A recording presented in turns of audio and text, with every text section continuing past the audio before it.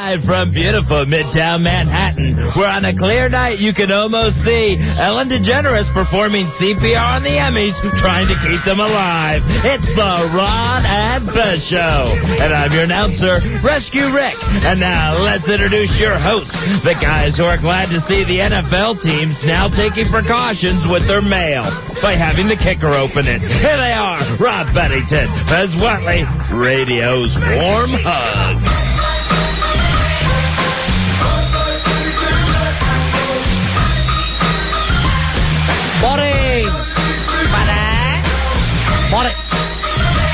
Buddy, it's the Ron and Fez Show. Get in there, buddy. I'm Ron. I got a best buddy. I call him my little buddy, Buddy Fez. Hiya. Here's a buddy. Buddy. 877-692-1027. Sounds like it's funny and fun in Philly tonight, huh, Fez? Oh, yeah. That sounds like a great time. Nice to know everybody's going off to do their show sounding like they're loaded. Mm-hmm. Ron and Fez Show. This Anthrax scare all over the country, Fezzy. Russ Feingold's had some staffers that tested positive. Spores of anthrax found in the governor's office in New York. Right. I guess that's here in Manhattan. Yeah, the governor's Manhattan office, Governor Pataki. But most of this stuff, Fez, you never really feel it until it hits home, and for us it did tonight. Yes, when the scare hits home, it's rough.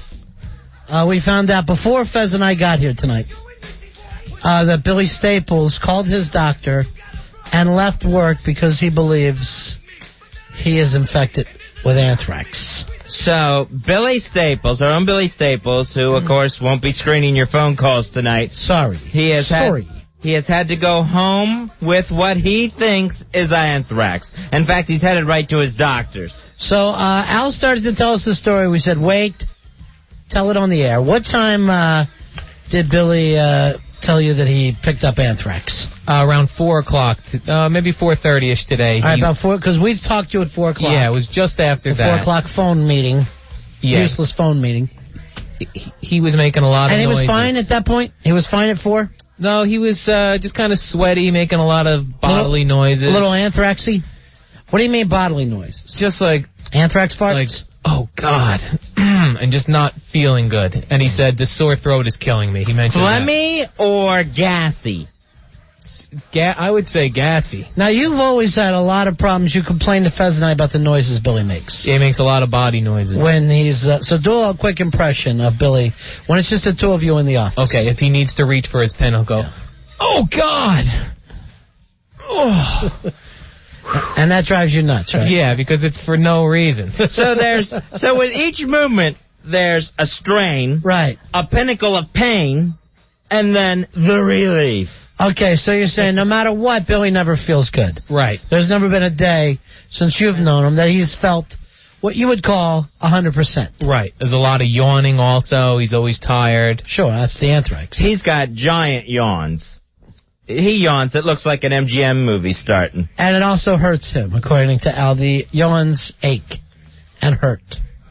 So in the middle of all this, now today, what happened?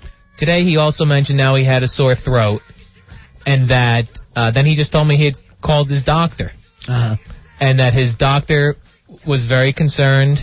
Anthrax concerned? Yes, because of the symptoms. And that he works for a, communications radio type company. Did he bring up that no one else has anthrax here, and Billy's never opened up a letter with any kind of a powder or anything inside of it? That he's never gone near the mail? He's not allowed? No, none of that came up. Just that he was having those symptoms. And he's trying to say that his doctor is very concerned, and his doctor's panicking. Yeah, did you talk to the doctor? I did not know, but when he hung up with the doctor, he seemed like nervous. Now, nervous anthrax nervous, or? Nervous that he has anthrax. Did he say this to you? Yes. I mean, he was like, I guess he and the doctor had talked about the symptoms with the sore throat and the sweating and all that stuff. When you call your doctor and start screaming, I've got anthrax, yes, your doctor is going to show some concern. Sure. So what the hell... I bring in Rory Hamptons because you said he also talked with Rory about this, right? So I'm so glad that Billy Staples, if he does have the anthrax, followed the rules and isolated himself in a room. It sounds like he's run up and down the halls trying to infect as many with his spores as he can. What happened, Rory? Is this a true story without Stumps? Yeah, no, it totally is. I was just sitting in there in the production room doing some work, and Billy walks in. I'm like, what's up? You look a little white. And he was like, I'm really not doing well at all. He's like, I got a sore throat, cold. And he's like, look, picks up his arms. His armpits are all sweaty. He's like, I'm sweating like crazy. Why's he got to show those off? Why's he going to put his big anthrax pits in your face? I know. An anthrax pit stop.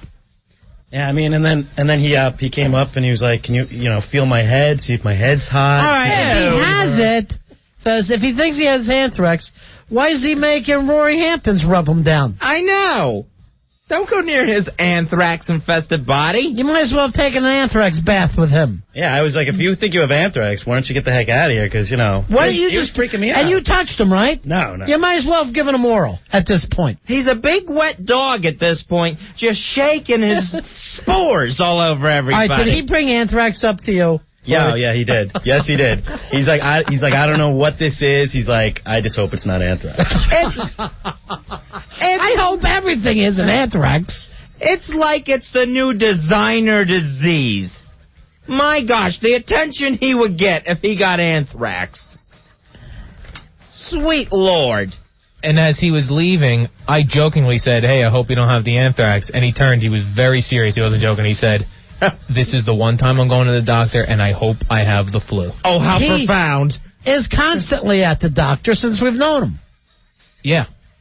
Did he think that maybe he didn't feel good because he ate a bottle of hot sauce last night? Did that ever occur to him during the spelling heat? No, he never mentioned to me anything about the hot sauce. And wasn't he already supposed to go to the doctor today for his diarrhea or something? Yeah, but this is his other doctor. Oh, that's right. He's supposed to go to Ass Doctor. Well, why didn't the Ass Doctor take a look at the anthrax for him? I know that all of them want to find a case. I know, because if Billy's got spores, it's ass spores. And that one doctor can handle everything. There's not a night that doesn't go by that Fez and I don't say to each other, one of these days, Billy is going to do something stupid, and we'll never see him again. He's going to have one of those midlife crisis, the nervous breakdown things. Now he's Anthrax Mary running through the streets. All right, so did he try to call us? You guys personally? Yes. Oh, no. Since it's our show. No. Maybe he'd want to check in and say, Ron and Fez, even though I've only been working for you a short time, I'm not going to be there tonight. I have anthrax. Something. Because I would have said, you don't have anthrax. Get on the phones. You're fine. For someone who's so obsessed with his health and constantly at the doctor, you'd think he'd pick up a piece of fruit every once in a while. Maybe enjoy a salad. Instead of wearing chicken cacciatore down his shirt every night. All right, this on the instant feedback. If Billy has anthrax, why did I just see him at the movies? Go see what movie's out. If there's something that Billy would want to go see. Some kind of, Billy movie. Sitting there with a big tub of anthrax corn. Living it up. I do how he moans around the office, because I'm never alone with him, so I never get to hear it. Okay, like if he needs to borrow a pen and I have to hand it to him and he has to reach to grab it, he'll go, oh, God. And there's a lot of oh, God at the end.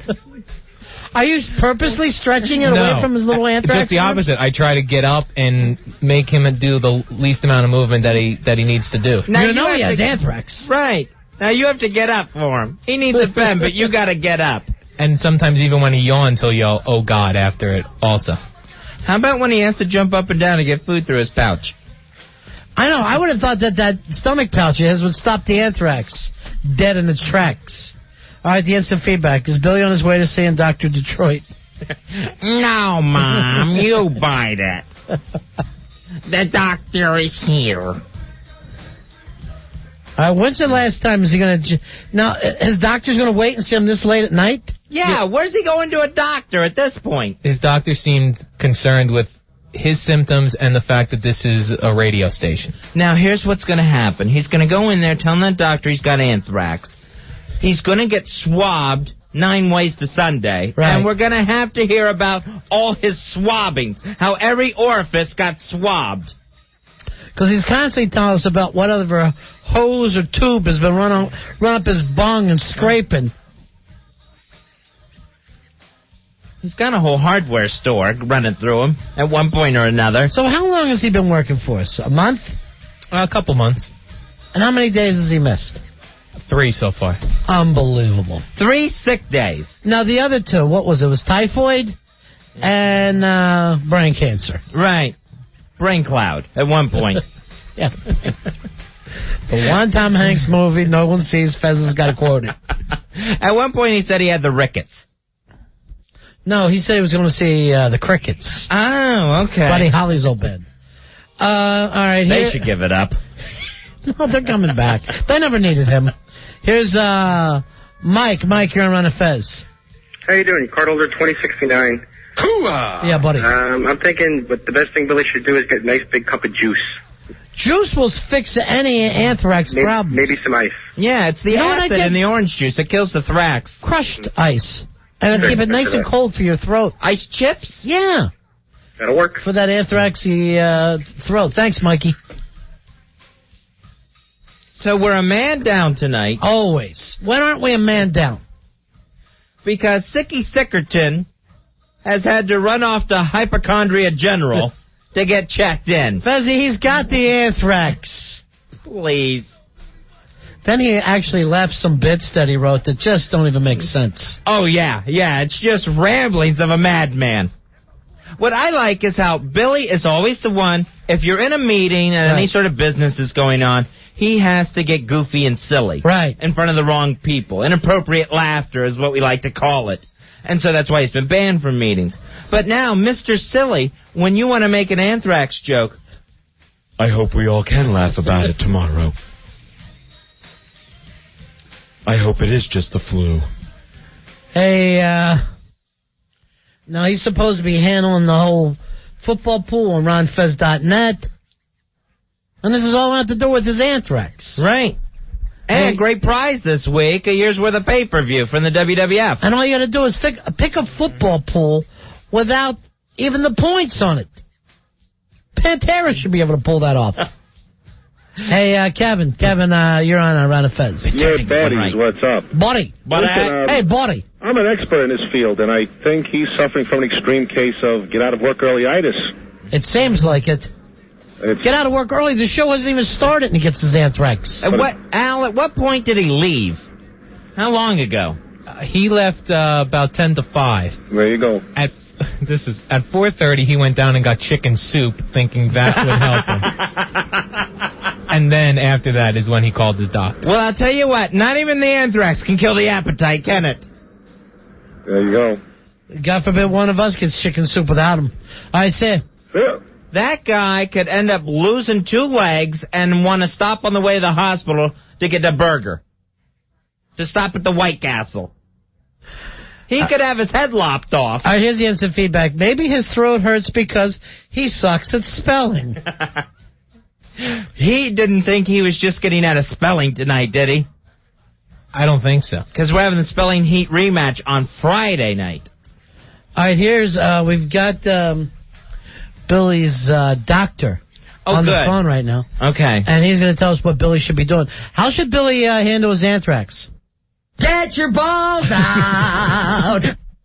Wait a minute, here's the nurse. Get your balls out! And the orderly. Get your balls out! Apparently we caught them in the middle of the exam. Get your balls out! Oh, they want to Get your balls out!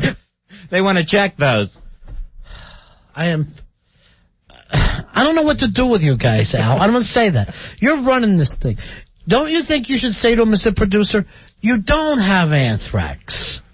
He was so, sweaty and... When is he not? He's always sweaty. He's a large man. He's gonna sweat. And he was coughing and making it's above noises. freezing today. He's going to sweat. Eric, you're on Ron and Fez. Hey, Eric. Hey, dudes.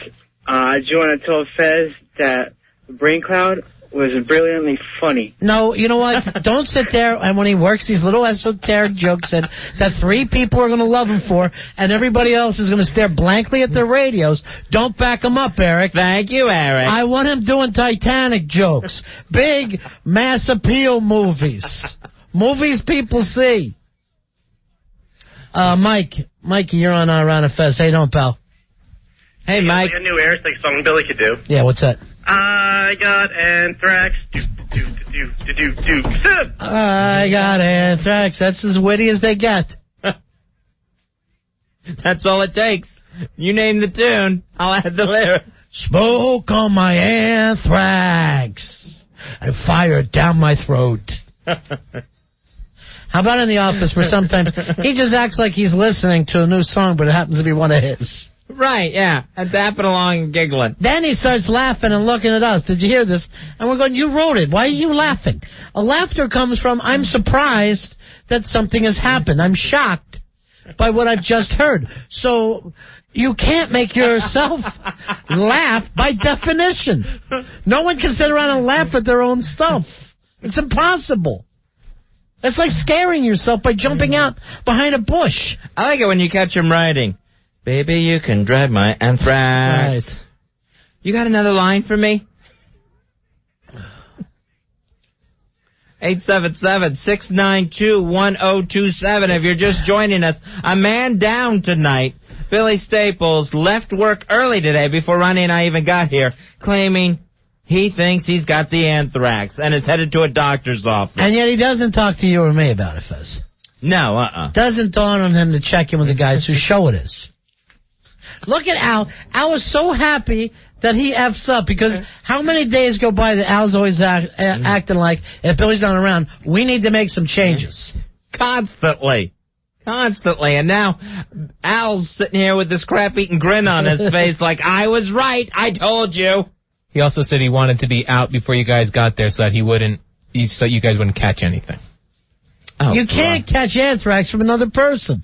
Doesn't he watch the news or he just gets the anthrax part? It's not contagious. Did he get it in a cut? Did he ever open up anything anthraxy? I don't even know that he ever receives mail here. Phone calls, yes. Email, tons. Maybe someone blew it through the receiver at him. I know he's not sleeping at night. No, he's rolling around in anthrax sheets. This can't be right. Dus? That's a person's name? Hey, Dus, you're on Ron and Fez? Hey, Dus. Ron and Fez, what are you doing? Hey, buddy. I'm a big-time fan of y'all, man. Yeah. What can we do for you tonight, Dus? No, man, I was just thinking that maybe I should, run the phones for you guys, like a substitute. Who do we got on the phones tonight? Matt. Matty Moonshine? Yes. Yo, Al Dukes. You're the man, Al Dukes. I just think you need a little more work, and you'll be the man. All right, thanks, Dus. Just a little more work, Al, and that's it. Word. So Matty Moonshine is on the phones. Yeah. Okay, great. So let me just tell the callers on hold now. At the end of your call, you're going to hear, y'all come back now, you hear? You know, let's do something for Matty Moonshine. Let's get him his first pair of shoes. Oh, that would be nice. Ronnie, he says dogs can't breathe in these shoes. Dog can't breathe? Hi. You want me to work these phones? These lights keep going off. My name is Matty. He's giving me a ride home tonight in the General Lee. Hey, did you see the guy from what's his name? The Duke of Hazzard. Oh, yeah, Bo Duke, John Schneider. Yeah. He's on Smallville, the new Superboy show. Yeah, he plays Pa Kent. Now, wasn't Old Man Kent supposed to be like 100? Yeah, they were always drawn really old in the comic books. Right. And then, in that Christopher Reeve movie, Glenn Ford played him. And then his mom has done some work years ago, too. Right, yeah. Annette O'Toole, who plays Ma Kent. Where do I know her from? Superman 3, the movie with Richard Pryor. She played Lana Lang. Can you once in your life not work in a super situation? Why do you have to be surrounded with Kryptonians? All right, good news here, Fezzy. We have a Spy report. Oh, Spy good. report. Spy report. We like to check up on all the other shows and see what's going on. Black Earl on from Philadelphia. Oh, nice. Philadelphia Freedom. He's checking in for the big O&A gig that they're doing down there tonight. Earl, how you doing, buddy? Hey, Black Earl. Hey, guys, what's going on? What's happening in Liberty City, as it's now known? Oh, we love Philadelphia. Yeah? It's a great town. We get to the YSB studios. There are people there. They're just going crazy. That's cool. And the place is already packed here. We're backstage at the Electric Factory. Now, you guys all everyone sounded pretty drunk on the air. Oh, they're hammered. But, Oh, yeah, sure. It was a 4-hour party. So people are just stumbling on over here. Well, I don't... And it doesn't seem like it's over yet. Oh, the roadshow hasn't started yet. Well, I don't want to scare any of you guys, but apparently Billy Staples has come down with Anthrax from somewhere here in the building, and he went to the doctor. He left work early today. He's got to go to the doctor. He believes he has anthrax. How he got it, I don't know, Al. Wait, did he have, like, flu-like symptoms? Yes. Yes, according to him, and then tried to get everyone in the building to confirm his symptoms for him. That's not good, guys. No, it looks like... No, because I was reading yesterday online a couple of other stations out on the island. Uh-huh. They were getting tested for it because a couple of people there have flu-like symptoms. Here's what makes me mad. Because of Billy and his little stunt, we're all going to end up in the anthrax test. Right, we're all going to have to go into some enclosed tent and get swabbed. We're going to get Craig swabbed. Oh, this isn't good, guys. All right, Earl, enjoy yourself down there, okay? Yeah, but it's been nothing but love here in Philly. All right, don't even bring up the anthrax to the boys, okay? All right. I don't know what you're talking about, guys. There you go. Now you're talking. Earl. Right. Take care, guys. All right. Oh, you had a call from a Richard Neer. He says he wanted to go over the new book with you. He's going to WNEW today. Hey, tell the boys we said congrats. It sounded great on the air. All right? All right, guys. See you later, Earl. Take care. Thanks, Black Earl. He's one of those kids that as soon as he leaves home, he keeps calling his mom and dad. Oh, right. Yeah, he's got to check in. The airplane landed. We're at the hotel. You wouldn't believe it. They brought us treats. We're going out for dinner now. And they're paying. We just got back. No, Philly sounded like fun for the guys today. Sounded like a great time. And, of course, the party's continuing. Find out what they do at YSP 7-11, would you please? And throw some anthrax at that guy. Have Billy make out with him. All right, And spread his spores. On the instant feedback, Charlie says, is Billy's doctor located near an Entenmann's outlet? I just saw him down on a coffee cake. Entenmann's. What's your favorite? People thanking Fez for that stupid Hush Puppies commercial bit he did. Please do not thank him. I haven't seen that for years. That's why you shouldn't be doing jokes about it. It's funny. I know, but do jokes everybody can get. Go, Yaffa. We got another... Spy report. Spy report. So it's John on the line. Hey, John, how you doing, buddy? Hey, John. Hey, Ron Fez, how you doing? Hey, man. Yanks are up 4-2, bottom of the ninth in Seattle, 2 outs. So Rivera's on the mound, one more out. And they'll win another game they're not supposed to win, fellas. All right, we'll stay on with you. We'll stay on with you until we get that last out. Okay. All right. Yeah. You're going to have to tell us what's going on, though. Okay, Rivera. Oh, that was a ball. Okay. Right. Okay, Rivera. Get your balls out. Get your balls out. Get your boys out. The place is going crazy. Another ball. All right, listen to you Seattle fans. Ichiro scored on a wild pitch, though. Rivera did wild pitch that run home. You stink. Ichiro's double. All right, John, I'm going to put you on hold because cool. We'll wait for the end here. Hey, Jersey Ken, you're on Ron and Fez. Hello, Jersey Ken. Jersey Tim, get it right, bro. I'm sorry, we got a hillbilly running the phones. Hey, listen, this guy's a bum, man. He don't want to come to work. Hey, I get up every day. I go to work. Today I get up. I'm sick as a dog. I still go to work. And yesterday, I called up when you guys had that bomb thing going on and what you should send on a bomb, yeah, names and everything. He wouldn't let me through. Oh. And you know something? You want to know something? Instead of wasting all these millions of dollars on these bombs, we should take the World Trade Center, find where Bin Laden is, whatever the heck his name is, and drop the whole entire Trade Center on his ass. Oh, but it's going to be too expensive. But thank you, Jersey Tim. Let me check back with John and get the spy report, see what's going on with the Yanks game. Hey, Johnny, what do you got, bud? Man on first, Martinez just hit a ground ball. Rivera covers. Game over. All right. Nice. Oh, the Yankees win. That's corny. Thanks, guys. See ya. Thank you for the spy report. There you go. That easy. Yankees up 1. Boy, they got to hate us around the country. They just got to hate us. Seattle wins all those games. Right. And already they're trailing the Yankees. Oh, jeez. So what are we going to hear from Billy tonight? Yeah, did he say he was going to check in, Al? I don't know. Maybe after he gets out of his doctor's, he'll give us a call. Does he have a phone with him? Yes. Do we have that number? I think I do, yes. Won't we do that? It's like breaking down a child here. I know. You think that's a good thing? That you're throwing things at your friends? Did you know stealing was bad? And are you going to steal any more? No. Thank you.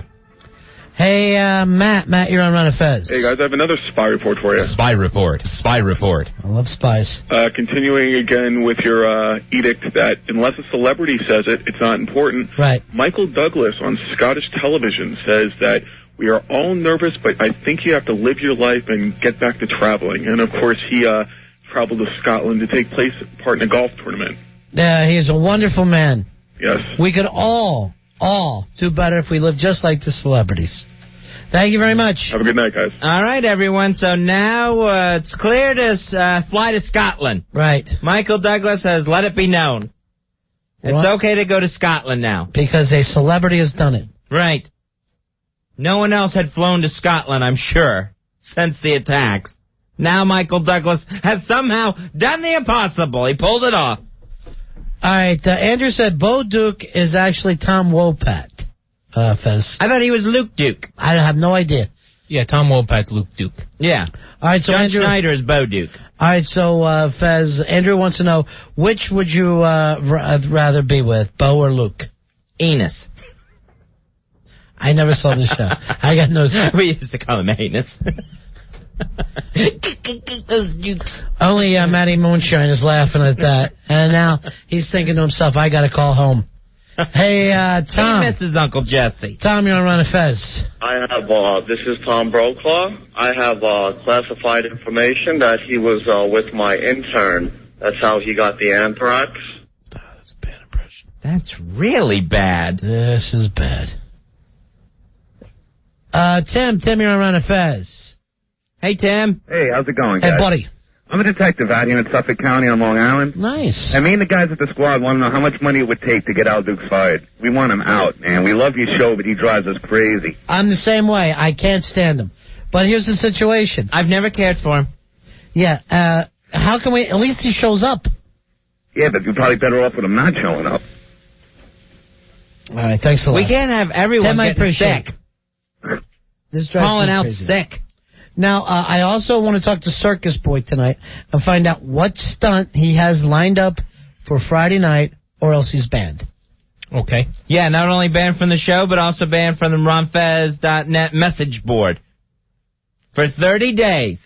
Because he was walking around like the cock of the walk, Ronnie, at the bar crawl last Friday. Right. Talking about how he's got so many stunts lined up, and this is going to be the big comeback, the welcome home for Circus Boy. What welcome home? You've done nothing ever. Once he put on a squirrel costume. And that was... And it blew. It blew and made no sense. It was the worst.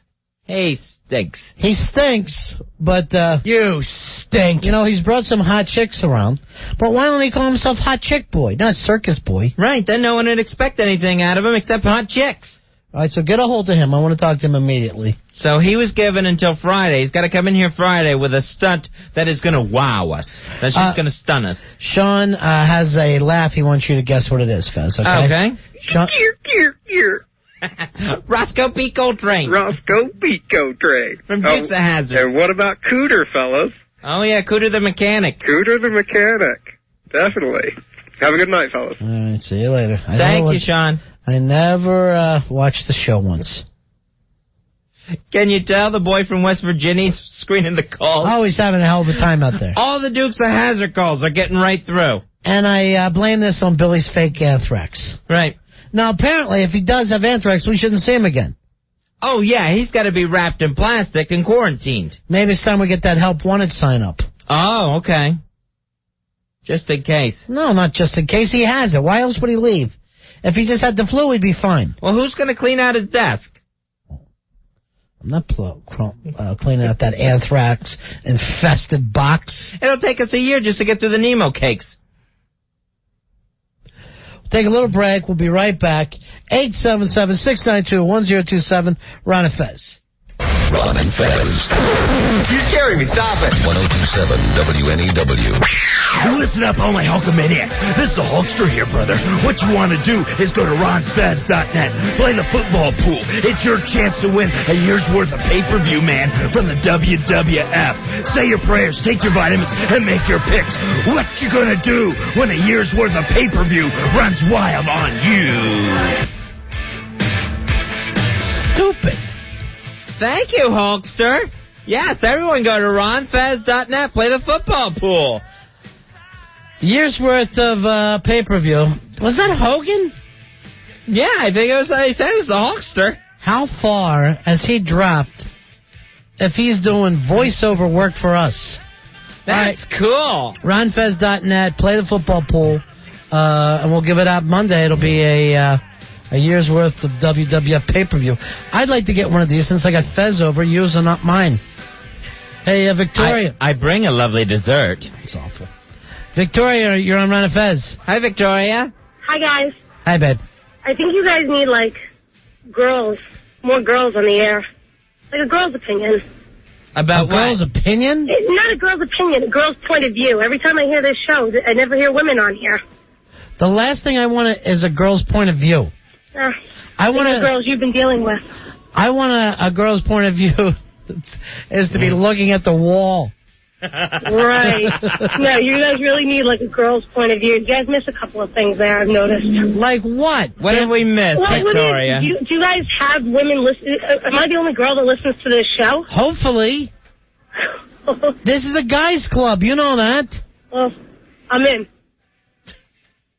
Now, all right, let's get some of these girls' opinions. How do you feel about Anthrax? For or against? Wait, I don't listen. I haven't been listening. I just started listening to your show. Okay, no opinion on Anthrax. All right, good. Oh wait, no. I think you should ask. Ask man. Here's what I like. Here's what I like to hear out of a girl. Wait. Oh no. Oh no. Oh no.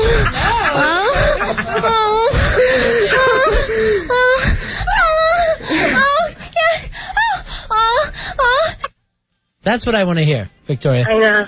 Listen, you guys need more girls on the air. She never shut up the whole time. That was going on. No, just kept yakking all through it. That's right, typical girl. Why do we want a typical girl? I don't know. I'm just giving you my opinion, but you obviously don't want it. So, wait a minute. You're calling us asking for a job, and you're already angry. No. Wait a minute. I've got a good job. I'm not asking for a job. Well, what is it that you want? I just need to hear. You need to hear more women.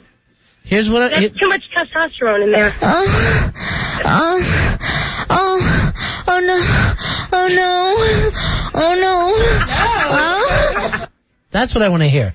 I like that. That's good. That's you lots like that? of estrogen. Oh, you don't know how bad I need it. That's plenty. Okay. That is good. That's funny. All right. But you still need more girls there.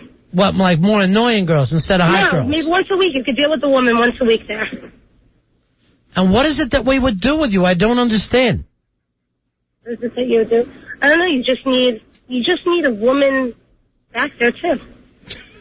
Trust me, guys they want to hear from girls. So that we wouldn't have to send out for sandwiches. She could just make them. That's what you need her for. To send out for sandwiches. I don't understand what this young lady wants from us. I have no idea what this call's about. Listen, what does it understand? there's two men there. You need a woman. To do what? Just, what are you doing all day? Our Talking? show. To talk with you. All right, well, what about, who's the other guy? Billy Staples? I would put my head through a window if I had to talk to you all day. Oh, well, maybe you were wrong, Fezzy. Maybe, Yeah, thank you. maybe what we'll do is we'll give her a tryout right now. Okay. All right, so, we'll give her a tryout and see what people like. And what do they do? They ask you questions? No, this is what I asked. All they've talked about all night, the guy, the caller from Suffolk, he can't stand, Al Dukes. You can't stand the Anthrax, the hypochondriac with the Anthrax. Okay. You haven't complained about women yet. All right, we're going to have some... Because you have no women over there to complain about. All right, hold on. All right, we are going to have some people on with you, okay? All right. And see if she fits in. So you're going to just talk with us like we would and have a women's point of view. All right. So this is just calls, I guess, for Victoria. All right. Our new character on the show. This is Victoria's tryout, her audition. Make sure the phone guy knows that's Wait, you can call me, you know what? Hold on. If you would shut up for a second. No, listen to me. First, I'm going to smack her. Wait, can you put me as... Okay, go ahead. What is it that you're asking for? What do you want now? Well, listen, what do I get out of staying on the phone the whole time? Can you send me clients? What are you, a hooker? You need Johns? No, I'm a mortgage broker. So now all of a sudden you want us to get you stuff. Well, listen.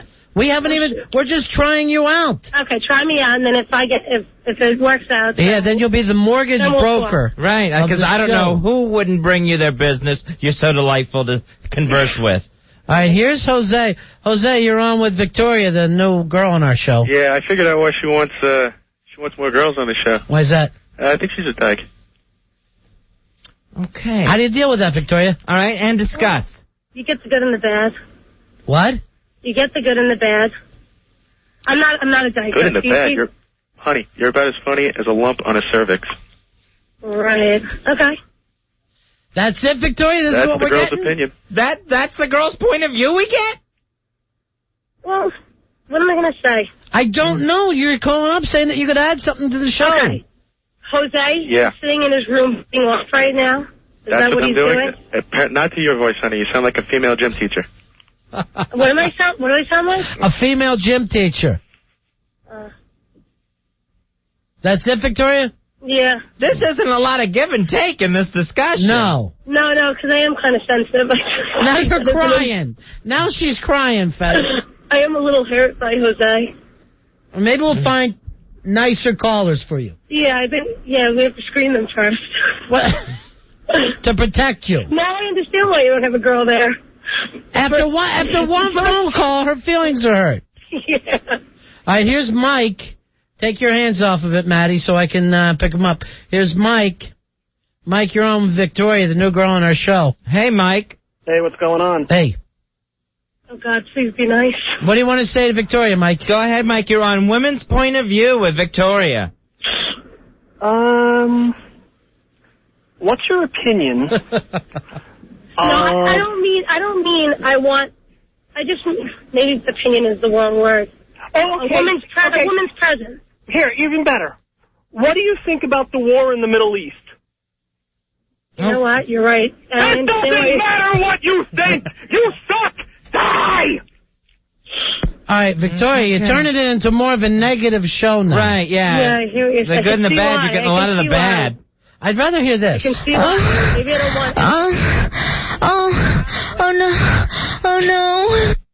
Talk all through it again, Ronnie. Yeah, I know. Talk all through it again. You know, Al, if you're going to put this stuff up, I'd like to see what they had to say rather than just for Victoria. All right. We may need to put Hawk on the phone. Yeah, go ahead, Hawk. Go run the phone. Hawk, why don't you take the phones, please? All right, now that can't be another Victoria calling at the same time. No, all right. All right, here's Chris on with Victoria, the new girl on our show. Hey, Ron and Fez, how you guys doing? Yeah. Oh, Chris is going to rip me apart. Now, why are you saying that, Victoria? You haven't even heard him yet. I'm not going to rip. I won't Chris rip has got a lot of energy. He sounds nice, but so did Jose, so go ahead. I just got a general question for you. My girlfriend and I have been having trouble lately with our extracurricular activities. Victoria? Oh, he wants my opinion? Yes. Yeah, a woman's point of view. Use lubrication, I guess. Circles. Like what kind of lubrication? Circles. Pay attention to... I'm already limp, just hearing her talk, Fez. Yeah, I'm no, already I limp. understand why you don't have... maybe you need like a different type of personality, like a stronger personality. You mean somebody better than you? Yeah, Someone definitely. Someone that won't make you limp. Yeah, but you know what? I look at like Robin Quiver. She's got nothing, to add to the conversation, but she's been on. You think she does this poorly on the air? Yeah, I don't think she has anything. You actually, with this terrible time that you've had on the air, could point at a professional and attack her, who's been doing it for a long time? Yeah. All right, here is... No. I can't take any more. All right, you want to leave? Okay, go ahead. One more. No, I don't want to do any more. No, go ahead. All right, we'll just take one more. I'm not used to this. And I don't get insulted in person, but I guess... Yeah, but you got your feelings hurt. My gym teacher voice. Maybe what we'll do, we'll start you with a younger person. Okay, yeah, all right, that sounds fair. All right, here's somebody. Yeah, it's a nice person. His name is Jobber. You're on with Victoria. What's going on, Victoria? You're a hot piece of ass there. Listen to ya. How are you, Victoria? What's going on there? Oh, God. I got a question to ask you. Oh, go ahead. I'll never call the show again. Listen, bitch. I got a question to ask you. The Jobber got a question. Go ahead.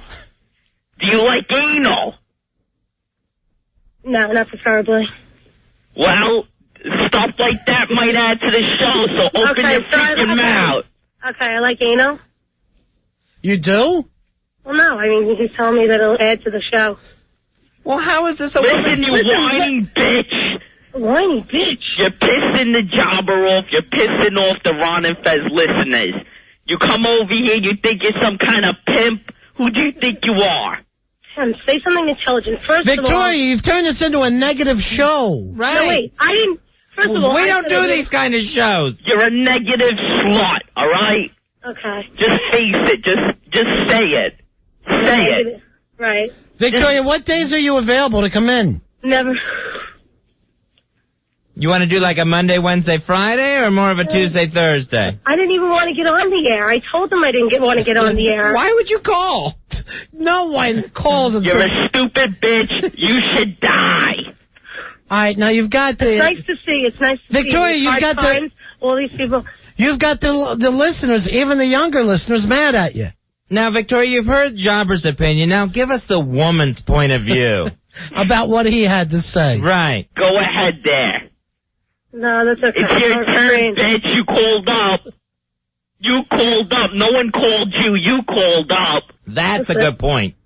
Why don't you leave him on the air and see how people talk to him? Hey, you could do a 3-hour show. This is your time, Victoria. He could do it for 10 minutes. We weren't opening this up to everybody. This was your idea, your tryout. Where's it that you work at? Maybe we can give you some plugs. Some of these people can stop by and visit you during the day. Right. So you can get some business. Yeah, maybe I might need her phone number. What's your phone number there, Victoria? You can get a plug out. You want to plug where you work, Victoria? Hello? Yeah. What? No. All right, I'd rather not. I need the business. I'm doing well. Yeah, sounds it. Yeah. We gave it a try. Yeah, she's a stupid bitch. Victoria, could you just apologize to Jobber and then we'll be on our way? Just tell him that you're sorry. Did you say apologize to him? Yeah. Yes, you may apologize now. All right, I might. Go ahead. Please, you could apologize now. No, that's You made me call up and waste my time talking to you. I hate it when that happens. Come on, we got a show here. What's with the freaking dead air? Say something, bitch. All right, we got to go, guys. All right. Jobber, thank you. Victoria, thank you. Thank you for that woman's point of view. I think we gave it a try. Later, guys. This could be her theme song. That's how we open the show. I like her. Stupid girl. Stupid girl. I I think that's going to be one fun segment. Victoria's woman's point of view. Why is she so mad that we don't have a woman as a regular? When she sees what they do. We have a lot of women that come in. Sure. We got the Swillholes. The Swillholes, we got the beautiful, sweet Melissa, who we love. Right. Lisa, who we're crazy about. Gina. Crazy Circus girl. Now, here's the thing. She said we needed to have the conversation. She only lasted about 5-6 minutes. There's another 3 hours, 54 minutes she's going to have to fill. We bring her in here. Plus, you should never cry on the air, and Al Dukes had to learn that himself. Right. If you're going to cry, huddle yourself under the console in a production room and put yourself in a pile there. Right, Al? You know, we're all under a lot of stress. So one of our producers has come down with Anthrax. Went running off to his doctors tonight, not here to perform his duties. Billy Staples thinks he has the anthrax. Well, that was Victoria with us. You stink. You stink. Ended up sobbing at the first phone call. Might not be the one. Hey, Gwen, you're on Ron and Fez. Hey, Gwen. Hi, guys. I just wanted to call in and say there are tons of women who listen to your show who are way more qualified to do what she was just doing than her. I mean, even if you go to the message board, there's boobs and there's germs and there's me, Melissa, Crazy Claire. There's a ton of us. So I don't think we should be based just on one stupid chick's opinion. You know, that's a good point. Right. We have so many girls in all the time. I love you guys. And I mean, I know there's tons of girls I know who listen to your show. And it's not just a male thing. It's you know what we ought to guy. do? We ought to do a girl party one night. That could work, you guys. Yeah.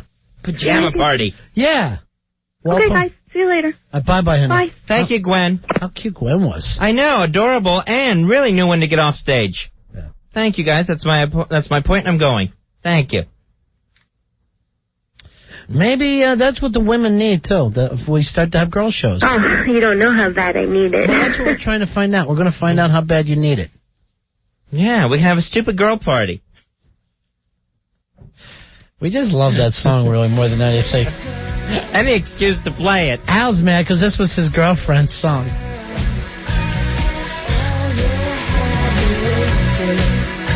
877-692-1027 is the toll-free phone number. Now I guess we had to move it over to Stupid Boys because we're going to finally hear from Circus Boy. So we have a chance or we need to break? Circus Boy is going to tell us what big stunt he's going to do on Friday night, Fuzzy. Cool, I can't wait.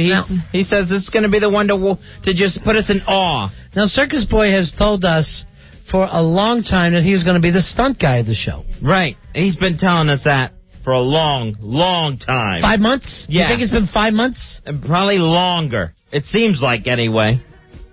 By the way, that little jobber's adorable. I don't know whether a show is allowed to adopt somebody, but I'd love to give him the Norton for Christmas. He could be our faithful ward. I know. His baby Norton. He's boy Norton. His boy Norton. You stink. All right, let's find out what Circus Boy is going to do to amaze us. Okay. From what I understand, it's going to be something on a unicycle. Oh, you don't see a lot of that anymore. It's going to be great. That's going to be fascinating, I think. This is the Circus Boy music? Yep. Circus Boy. How's it going, guys? We're pretty excited to hear about Friday night. All right, well, Dan from Hoboken was telling me, he gave me an idea. He wanted me to ride my unicycle and get beat with sticks. I like the idea of that. But I haven't gotten my unicycle back yet. I'm working on it. If I have to ride for 12 hours straight on Thursday just to prepare for it, I will. Why is your unicycle in the shop? And why are you dependent on Dan from Hoboken? You should have like 20 stunts ready to go. Right. Well, you don't understand. I work all the time. I'm trying to think of these stunts. You've never done a stunt on this show. You'd think you'd have them backlogged. In 5 months. After 5 months of calling yourself the stunt guy. Well, I mean, I'm open to suggestion from you guys. You know I'll do anything for you, unless it kills me. What do you mean, do anything? You've done nothing. You haven't done one thing. How would we know what you would do? We have no idea what your limits are. I have no limits. You know who you are? Your boy Victoria. Boy, Victoria. Now, not only that, I get an email from baby Nicole saying, please leave Circus Boy alone. You guys have got him all nervous about this stunt. And, you know, she's mad at you and I, Fez. Because I'm thinking you guys don't like me anymore. I'm afraid. You we know? want you to do stunts. I want me to do stunts, too. Other than kissing Big Jim. I don't want Big Jim. All right, maybe Here's the thing, Circus Boy, and baby Nicole, this is for your edification as well. Circus Boy came to us months ago and said, I'm the stunt guy. I want to do stunts. Yes. Not true. 100% true. Not true. You were like Victoria. You were going to give us the stunt guy's point of view. Right. And so far, I think someone punched you in the stomach one day. You came in and told, Bob Crane's kid, Scotty Crane. The possible side effects. I dressed up like a stupid squirrel. Which was your thing, not ours. I dressed up like Bill Clinton. And none of those things got on the air. Maybe I'll come in and base jump off the building. Maybe. I love the word maybe. Right. Remember, Circus Boy, you told us as long as I can get up and go to work the next day, I'll do anything. You know what? I want a stunt guy who's going to be like Rob Van Dam. You know what I'm saying, Fezzy? Oh, yeah. I want a hardcore. I am a hardcore. A Mr. Pay-Per-View, a Mr. Monday Night. No, you know why he calls himself Mr. Pay-Per-View? Because, like any great athlete, he comes through in the clutch when it matters. Like Mr. October. Guess what month it is, Circus Boy? It's October. That's why I'm going to try to come through. You give me the opportunity. Wait, here's the problem, Circus Boy. You just used the word try again. Well, you haven't given me the opportunity to. We're giving you Friday. All right, and on Friday I'll come through. Doing what? That's what we want to know. Well, I haven't figured that out yet. But we have to promote shows. I have 2 more days. We have to promote it. All right, hold on, Circus Boy. We're going to get help for you, okay? Okay. You hold Ron right there. You know, he's the sweetest kid in the world. Oh, he's just adorable. He's a lot of fun. Dumb as a bag of rocks. But he won't do stunts. No, And then, goes around, struts his stuff at bar crawls, introducing himself as the stunt man. That's the thing that annoyed Fezzy. Oh, that's what gets me. That he's saying to people, hey, how are you? I'm the stunt guy for the show. When he's never done one except for he put on a Bill Clinton mask once. Right, when he's just staggering and beer breathing in my face saying I'm ready for the big comeback. Now, saying all that, he's a fun guy. Right. Everybody likes him. I like Circus Boy a lot. But you've got to do stuff if you're going to be on the air. Right, or we'll give the name Circus Boy to someone else. It's being wasted, Ronnie. It's being wasted. He's brought in some hot chicks for Al, but that never closes out either. Then we'll name him Pimp Daddy or something. The Godfather. Hold on. Here's Lance. Lance, you're on Ron and Fez. Hey, Lance. Hey, how's it going, guys? They call me Lee Majors, a $6 million man. I'll come in there and do some stunts. This guy, wouldn't they call you the Fall Guy then? Another Lee Majors show? That's right. Okay. Fuzzy. This guy's not coming up with any ideas. He's got no ideas. I mean, he's just like, I want to do stunts. He just wants to be famous, that's all. He wants to be on your show. You guys got to get someone with real ideas, someone funny. I mean, come on. Lance, do you think Circus Boy is using us? I think so. I think he's using you for the notoriety. You guys are great. Just so you know, you guys are doing a real good job. I just want to shout out the Backpack Nonsense and Lee Majors, baby. I'm out. Peace. All right, hold on, Lee Majors, because we might be using you Friday night. Lee Majors? The $6 million man. All right, we may need him. All right, here's Colin. Colin, you're on Ron and Fez. Hey, Colin. Hey, guys. How you doing? Hey, buddy. All right, Circus Boy. Is Circus Boy with us still? Hold on, I'll get him on the He's on hold, Colin. We're going to put him on the air. All right, Colin, it's Circus Boy. There he is. Yeah. Hey, Circus Boy, how you doing? I'm okay. All right, good. Listen, I can pull more tricks in one night just coming off of work and stopping by the studio than all the hot air you keep blowing. What's going on, man? What kind of tricks can you do? Oh, you name it. I mean, I can do anything ranging from penis tricks to, body tricks to tricks with other penis tricks. You did with Big Jim. All right, Colin, what you're saying is that you're hardcore, right? I am raw diggity dog. He's raw diggity dog, Fezzy. All right, hold on, Colin. Colin, you hold on, all right? All right. All right, Circus Boy, this, You're getting outshined just on the phone, Circus You know what? Boy. They can talk the talk, but I don't know if they can walk the walk. You're in a wheelchair, basically, for all you've done. Walking the walk. How am I frustrated? You haven't walked the walk either, Circus. All right, hold on, Colin. Hold on, Circus. Let me take a break, and we'll come back. Maybe what we'll do is we'll have a contest Friday night. All right. For a couple people. And see who is hardcore? Yeah. See who's going to be our Rob Van Dam. Oh, that'd be nice. Who's our king of extreme? That's what we want, Fezzy. Somebody extreme. Right. That's what we need. Circus Boy's been saying it for so long and has not come through other than very clever masks. That's it. That's his stunt resume. That's not a stunt. This is resume, Ronnie. Very clever masks. That's it. I put a mask on. That's Halloween. Right. That's not stunt work. That's not extreme. It's not hardcore. All right, hold on. 877-692-1027. If you can do some stunts, if you have some friends that can do some stunts, give us a call. 877-692-1027. Ron and Fez. Ron and Fez.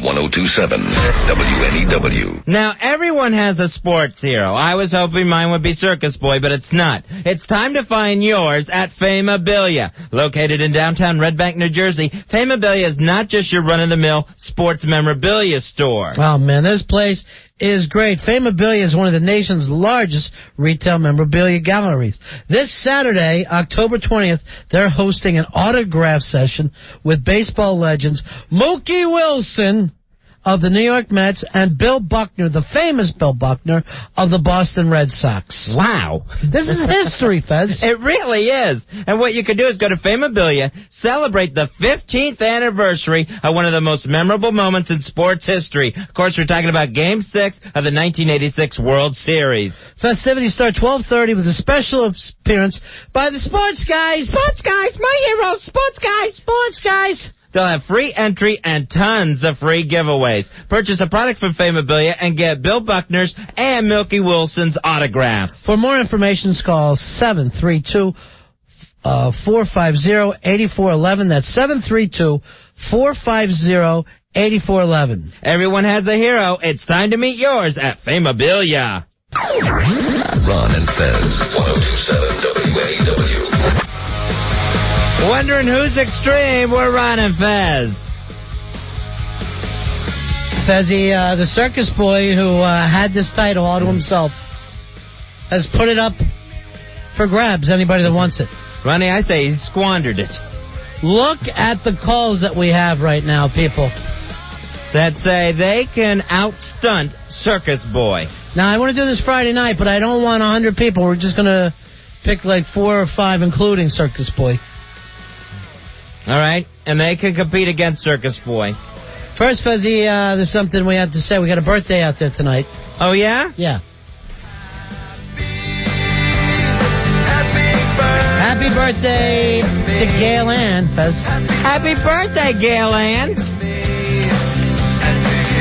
She said she got some Boston panties for her birthday. Nice. And Jack Black things, so she's very, very excited. Nothing says happy birthday like Boston panties. She's going to wear them to the Boston market. Oh, nice. Where sometimes she gets scored. She gets scored sometimes. Sometimes. She gets scored. So happy, happy birthday. Happy birthday, Gail Ann. Fezzy, no more babies. No.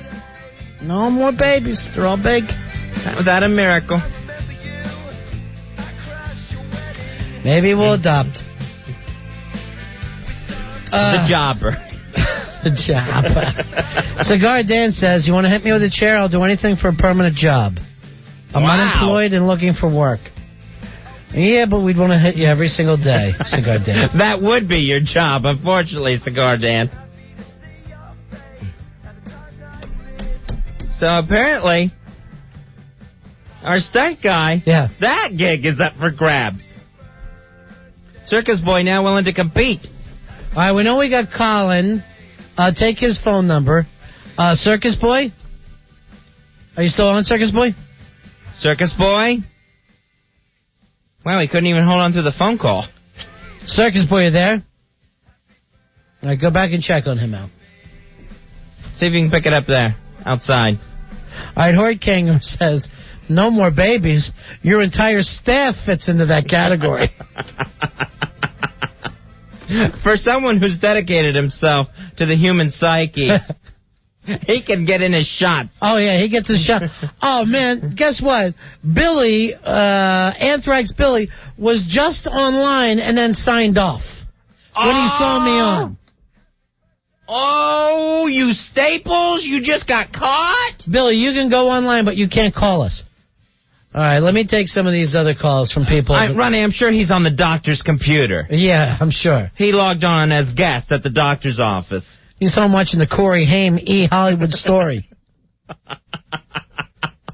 877-692-1027. Do we got Circus Boy back up? Okay, let me go to him. Because he has a right. He was the previous bell holder. Hi, boys. Circus Boy. Sorry, I'm at work. I had to do work stuff. Oh, I'm sorry. What kind of work you do? I'm a waiter at a restaurant. Oh. So while you're talking to us, other people aren't getting their bread. No, I got a trainee tonight. She's doing it. Oh, nice. So I get paid for her to do all my work. All right, let me take some of these people. Here's Vinny. Vinny, what can you do as a stunt? Hey, Vinny. Yeah, how's it going, Ron and Fez? How you doing, buddy? Good, man. I love you guys. Thank you very much. What's your stunt work, pal? Okay, what I could do is I could drink some water and also squirt it out my eye.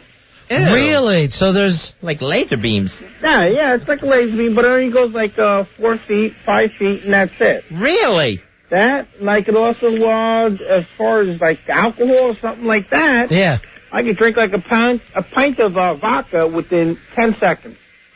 That could be fun. Right. Now, how about that? Let's do that for a stunt. Can you squirt the vodka out your eyes? Yep, I can do that. Well, you know what? I can do like a half pint. The reason why I can't, because then sometimes my left eye goes burned. Right. Sure. It's going to burn. What about can you blow smoke out your eye? No, I can blow it out my butt. All right, hold on, Vinny. I gotta see. All right, hold on, Vinny. Oh, okay. Let's get Vinny's number. I like Vinny. All right. And we'll check out who can come in, who's available. All right, here's Rosario. You're on with Ron and Fez and Circus Boy. Hi, Rosario. How you doing? Hey, buddy. What's up? What can you do? I want to be the stunt guy. You know why? Yeah. Just because I'll do anything. In high school, I got kicked out for running around naked. All right, when we need someone to do that here, Ronnie. Not guys. What were you, like the streaker? I was a street guy, and I don't know, I used to do it in restaurants and stuff. Circus Boy, what restaurant you work at? I work at a Chili's. Nice. You know what? I could do naked. That's not hard at all. I got a picture of me naked on the subway one time we took it. That's interesting. All right, Circus Boy, why didn't you ever bring that up before? Right. You guys really want to see me naked? I mean, well, you'll be out at least it's a stunt. All right, well, then I'll get naked anywhere you want. I'll walk through Tiffany's naked. All right, hold on, Rosario. All right. Oh, and Circus Boy, table 11 needs some baby back ribs, barbecue sauce. Here's GP. See, now this is starting to get interesting. GP, you're on with Ron and Fez. Hey, GP. Hey, guys, this is GP, the boy wonder. Listen, I got a good idea. I want you to hear it, okay? I get my guys, the backpackers, right? They got a car, and they pull me on a sled with wheels on it, right down Broadway with a big Ron and Fez sign. I don't care. I'm crazy like that. I hit a bus, whatever. It'll be on the news. You guys will be famous. What do you think? I'm loving it, Fez. That's what I'm saying. I'm a big-ass car member. I'll die for you guys. What do we say? I get in backpackers. I got stand clear, nonsense. We all get crazy in there. All right, hold on, JP. All right, now it says backpackers, stay clear, word. All right, they all got gangs nowadays, Fez. They got these, Yeah. All right, Circus Boy. Yeah. I'm hearing so much more from the other people. A sled on the back of a car down Broadway, that's nothing. You can't even go more than 15 miles an hour without having to stop. Come on, a sled. I'll put a pillow in my butt and do that. But you've never done any of this stuff. Right. You've never done any of this. Here's what I feel bad about, Ronnie. We never took advantage of this wealth of stunt material out there because we kept pinning our hopes on Circus Boy. All right, here's Anthony. Anthony, you're on Ron and Fez. Hey, guys, what's up? You're the best. Yes, we are. I wanted Fez to choose a stunt for me, but how about my girlfriend spanking me in the middle of Times Square in a thong with the Bin Laden mask on? That's fun. That's good stuff. I love you, man. Right, and it keeps with our theme of very clever masks. Yes. All right, hold on, Anthony. You hear this, Circus Boy? Yeah, that's nothing, though. What are you're putting down everything else? You've never done any of this, Circus Boy. Circus Boy, you've never done any of this I stuff. was in Times Square with a squirrel costume on. That's nothing. Oh, who hasn't? I already had a Bin Laden idea. I was going to run around getting people to kick my ass. But you didn't. That was mine for this week. I didn't tell you guys that one yet. No, you know what you did instead of telling us? What's that? You went crying to baby Nicole, who complained to me, Fez. I wasn't crying to her. Crying. Then this was what she told me. This is his idea for a stunt. Me and Nicole will make out on the air. I never said that. How's that a stunt? So you've dropped Big Jim. He's done with Big Jim. All right, hold on. Here's Joe. Are you going to come through on Friday, Circus Boy? I'm there. I'm there, and I'm gonna win. There's no doubt in my mind. I'm gonna win. All right, here's Joe. Joe, you're on Ron and Fez. Guys? Yeah.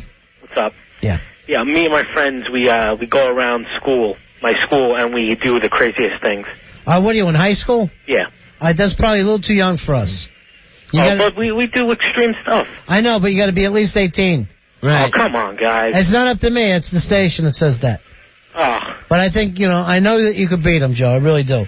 And when you're 18... I want to whoop his ass. I know, but just like the Marine Corps, you got to wait. Oh. All right? Okay, see you later. All right. See, now I feel bad about that, Circus Boy. Here's Josh. Josh, you're on Ron and Fez. Hey, Josh. Hey, guys. Yeah. All right, so all these guys are amateurs. You ever see anyone snort a string of spaghetti up their nose and then cough the other end out their mouth? Yeah, do a brain floss. Right, the mental floss thing. Yeah. Exactly. Well, I can do the same thing with my snake.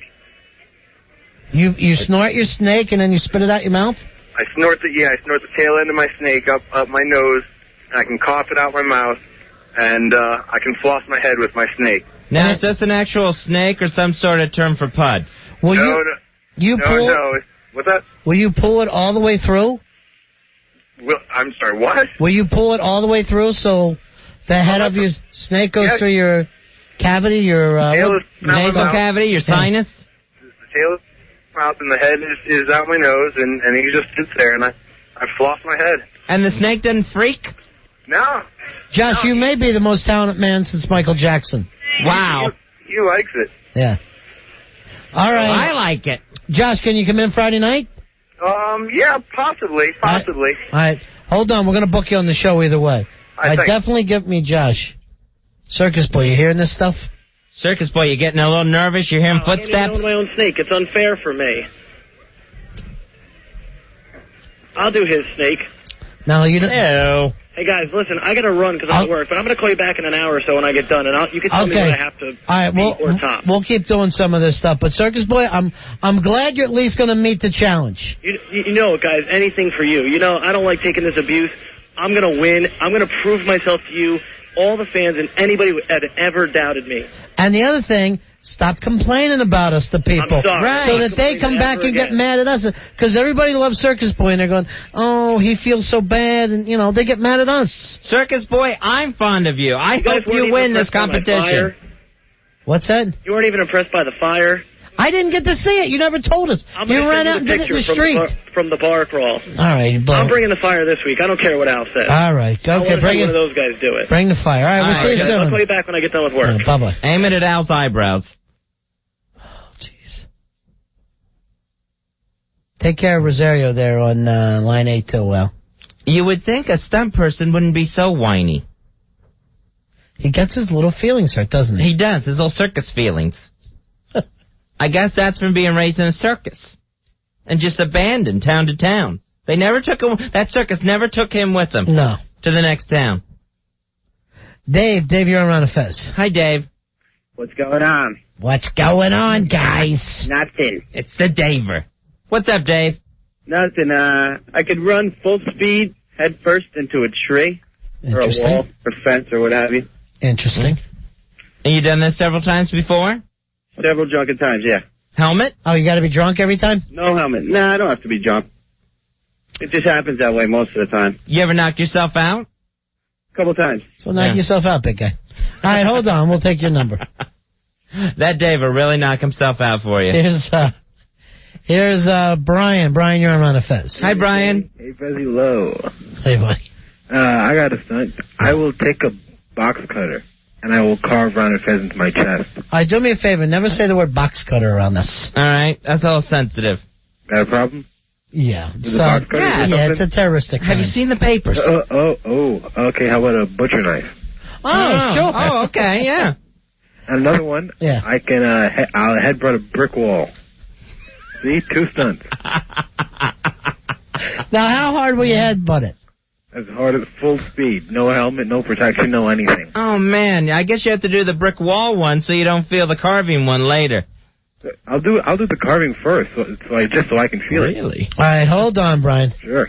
All right, Brian, 99. Take Anthony, line 10, Al. Oh, very interesting. We sure are. We got some good people And here. each one beating a squirrel suit in Times Square. And he's your waiter. I know. This squirrel will be your waiter. Hey, Derek, you're on Ron and Fez. Derek. We'll listen to you, buddy. All right. Derek's phone pooped out. Yeah. Here's Boris. Boris, you're on the Ron and Fez show. Hey, Boris. How you guys doing? Listen, I got a really dangerous stunt. Yeah? I'm going to try to group together like a whole bunch of little kids, right? And I'll let them loose in the studio and see what happens. Around Fez? Yeah. That's too dangerous. Like putting white mice in a python cage. Well, I'm trying to be, creative. I got stunts up the wazoo. Really? That's no place to kid. Fez has kids up the wazoo. Well, that's what I'm saying, All right, if you think of a real stunt, call us back, okay? Okay. All right, see you later. Take it easy. Boris hasn't pulled off a good stunt since he got Moose and Squirrel. Oh, it was a great show, wasn't it? Oh, yeah. Bad movie, though, I guess. I didn't see it. I never saw it. Not good reviews. I don't know. That Jason Alexander is usually magic. Andrew, you're on Ron and Fez. You've turned on him. Oh, have I? Yes. Hey, Andrew. Hey, guys. Hey, buddy. I'll get my motorcycle and I'll jump over some barrels behind a chicken shack like Fonzie did. Don't do it, Fonzie. And Fez will stand there playing the drums and just crying. Silently crying. Remember that girl? As she was drumming? And tears were just flowing. And he slipped on some fried chicken at the end. That was scary. Speaking of jumping motorcycles, you know whose birthday is today, Fez? Who's that? Evil Knievel. Nice. 29 years old. The new liver's 29 years old. The kneecaps are 29. Well, happy birthday, Evil. E-V-E-L. Here is Ramon. You're on Ron and Fez. Hey, Ramon. Yeah, I got a great stunt, man. What's that? I'll step out into oncoming traffic on Broadway and let myself get hit by a car. That happens anytime any of us try to get a cab. That's how I learned to stunt. All right, man. See you later, buddy. Later. Wouldn't the driver have to be in on it? No. Oh. Part of the fun is the driver doesn't know. Some lucky driver will be chosen tonight to have their insurance go up. 877-692-1027. We want to remind you guys that you can win free WWF pay-per-view for a year. An entire year of the World Wrestling Federation on pay-per-view. All you got to do is go to ronfez.net and try to play the football pool there. Make your picks. Get in there and play. That easy. You win the pool, you win the pay-per-view for a year. All right, 877-692-1027. It's the... Oh, wait a minute. Are we ready? Okay. It's the Ron and Fez show. Ron and Fez. 1027 WNEW. We're Ron and Fez, 877-692-1027. That is the toll-free phone number. Ron Bennington, Fez WNEW with you tonight. Fezzy, still waiting to hear from Billy Staples, who left the station today, according to Al. You know what? I'm standing across from you. I can't look at you seriously when I hear this story. Apparently, bad case of the Anthrax, according to Al. Billy Staples goes running out of here, abandons his post, saying he must immediately get to his doctor. He has flu-like symptoms that he is attributing to anthrax. Now, I saw him pop up online just a couple minutes ago. I got your buddy listed there, Billy. Why would you do something that stupid? Right. Why not just stay and work? Right. We know you don't have anthrax. And we know you're not on the doctor's computer, signing in as a guest on the doctor's AOL. Now, he called you, Roy, at what time and said he was stuck in traffic? I guess it was about 6:30. He said he was stuck in traffic, and I asked him how he was feeling. He said, miserable. Anthraxy? Absolutely miserable, he said. All thraxed out. And was he honestly blaming it, like Al said, on anthrax? Yeah, that's what he told me initially. He was saying that, he's like, it sounds like it's anthraxy. Lord. Isn't that an insult to the people who actually have it? Yes. And I guarantee you that if it was anything else, he would have had that. Oh, has he... Right. He never feels good, but until this time, has he ever claimed, I think I have anthrax? Right, no. Up until, Tom Brokaw's intern got it? So, so between 20 to 7, 6:30, he was stuck in traffic. Now, just a few moments ago, 15 minutes ago, he was spotted online. So, that was a very fast checkout of being checked for anthrax. A lot of things aren't adding up in your story, Mr. Staples. Here's what I hate about this. You start to F around like this, then everybody in this building's going to have to get tested for anthrax. Uh-huh. Because you're faking it. Right. He's the boy who cried spore. He'll be shunned by the village. We're going to try to get him on the line. Someone send him an instant message. See if we can talk to him on the phone. Daniel, you're on Ron and Fez. Hey, Daniel. Yeah. I just want to know that girl, that Victorian chick that was on. Yeah. You guys played her out good, man. She sucked, man. She really sucks. She needs a rude awakening. All right, thank you. A standing neck breaker. You guys really did her in, man. Thanks for calling. Hello? Yes. And I just want to know if I could enter that thing about them crazy kids. I could do a little trick that'll beat all of them clowns. All right. I'm fairly sure. Huh? But that did not get over the air. Come on. I could beat the clown guy, the noodle guy. I could beat all of them. The tough one off. All right, here's the thing. You can't use that language on the air, Daniel. All right, you can't use that phrase. Now, we got Roy in here, so Roy, maybe you could give us the correct term for what he can. Uh-huh. He can self-please himself. Correct, yes. Orally, can we say that? Yeah. Right on the mic, Rory. Yeah, I would say self-pleasing orally. All right. Oh. You can self-pleasure. All right. Well, I could give myself pleasures with my all right, oral. we understand that. With my oral. We'll talk for you. Now, at what age did you figure out you could do this? When I was about 13, I heard that people could do it, and ever since then, I've been trying. I've been doing exercises with my back. You just keep pushing it and pushing it. And now you got to crack my back. Well, and then, it starts growing. It's and nice then, to have a goal and to work towards it. It started growing like the last 2 years, and I started taking that Prolong, that Longitude. And, let me tell you, that stuff works. Longitude works. I don't believe the story. Hold on. Al's going to spank to you off air, okay? I could get about 1.5 inches. That's all? I'm saying, though, 1.5 inches, that's a lot of... Most girls don't even go that far in. Pleasing with your oral, yes. What girl wouldn't go that far? 1.5 inches. I like the fact, Ronnie, that he said he wanted to be part of our Crazy Kids on Friday. Ron and Fez's Crazy Kids. Don't they say the darndest things? That's Daniel. Let me check. He left me a number. It might be his answer machine. Oh, yeah. That's it. Oh, no. Oh, no. Oh, no. Okay, yeah. Beep. Daniel, get the bed in there. You get some sleep.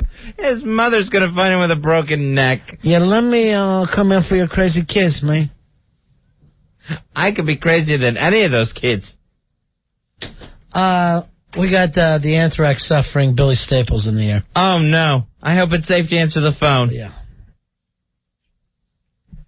Billy. Hey, guys.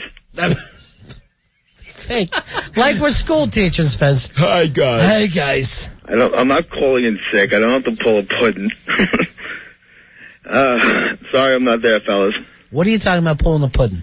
No. What's that mean? What's that mean to the listeners? Uh-huh. Oh, I don't know. I guess you had to pay attention. The listeners have to pay attention.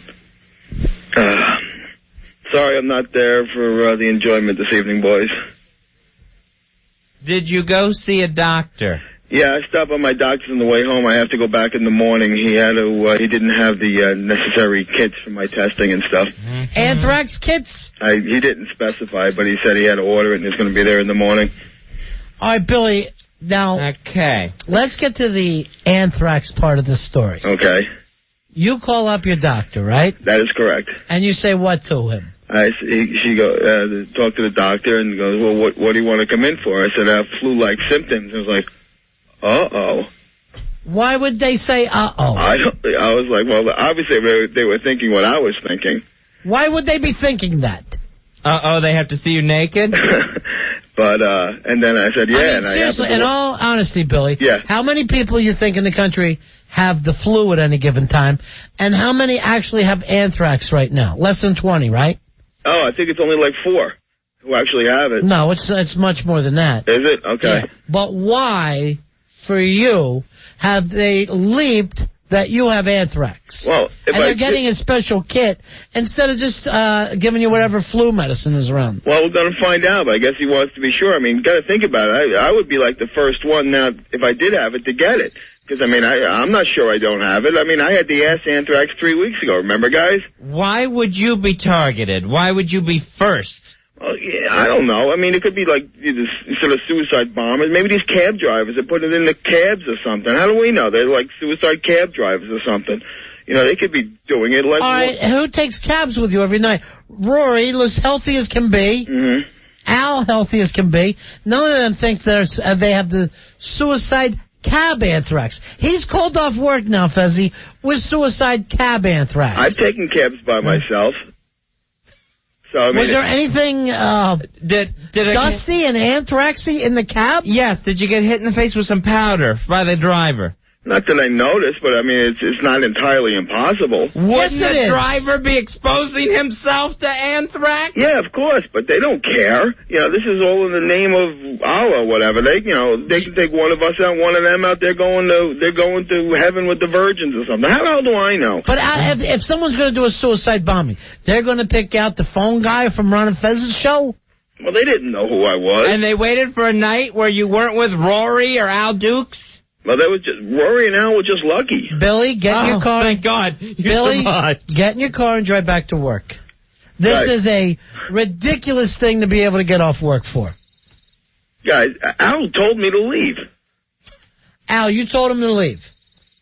He looked horrible. Then he said his doctor told him he had to get in there tonight. So he had anthrax. Yeah, and I'm not going to tell a guy if he thinks he's got anthrax to stay and work. I'm going to tell him for you. That's the stupidest thing I've ever heard in my life. No one has anthrax. Get in your car and come back to work, Billy.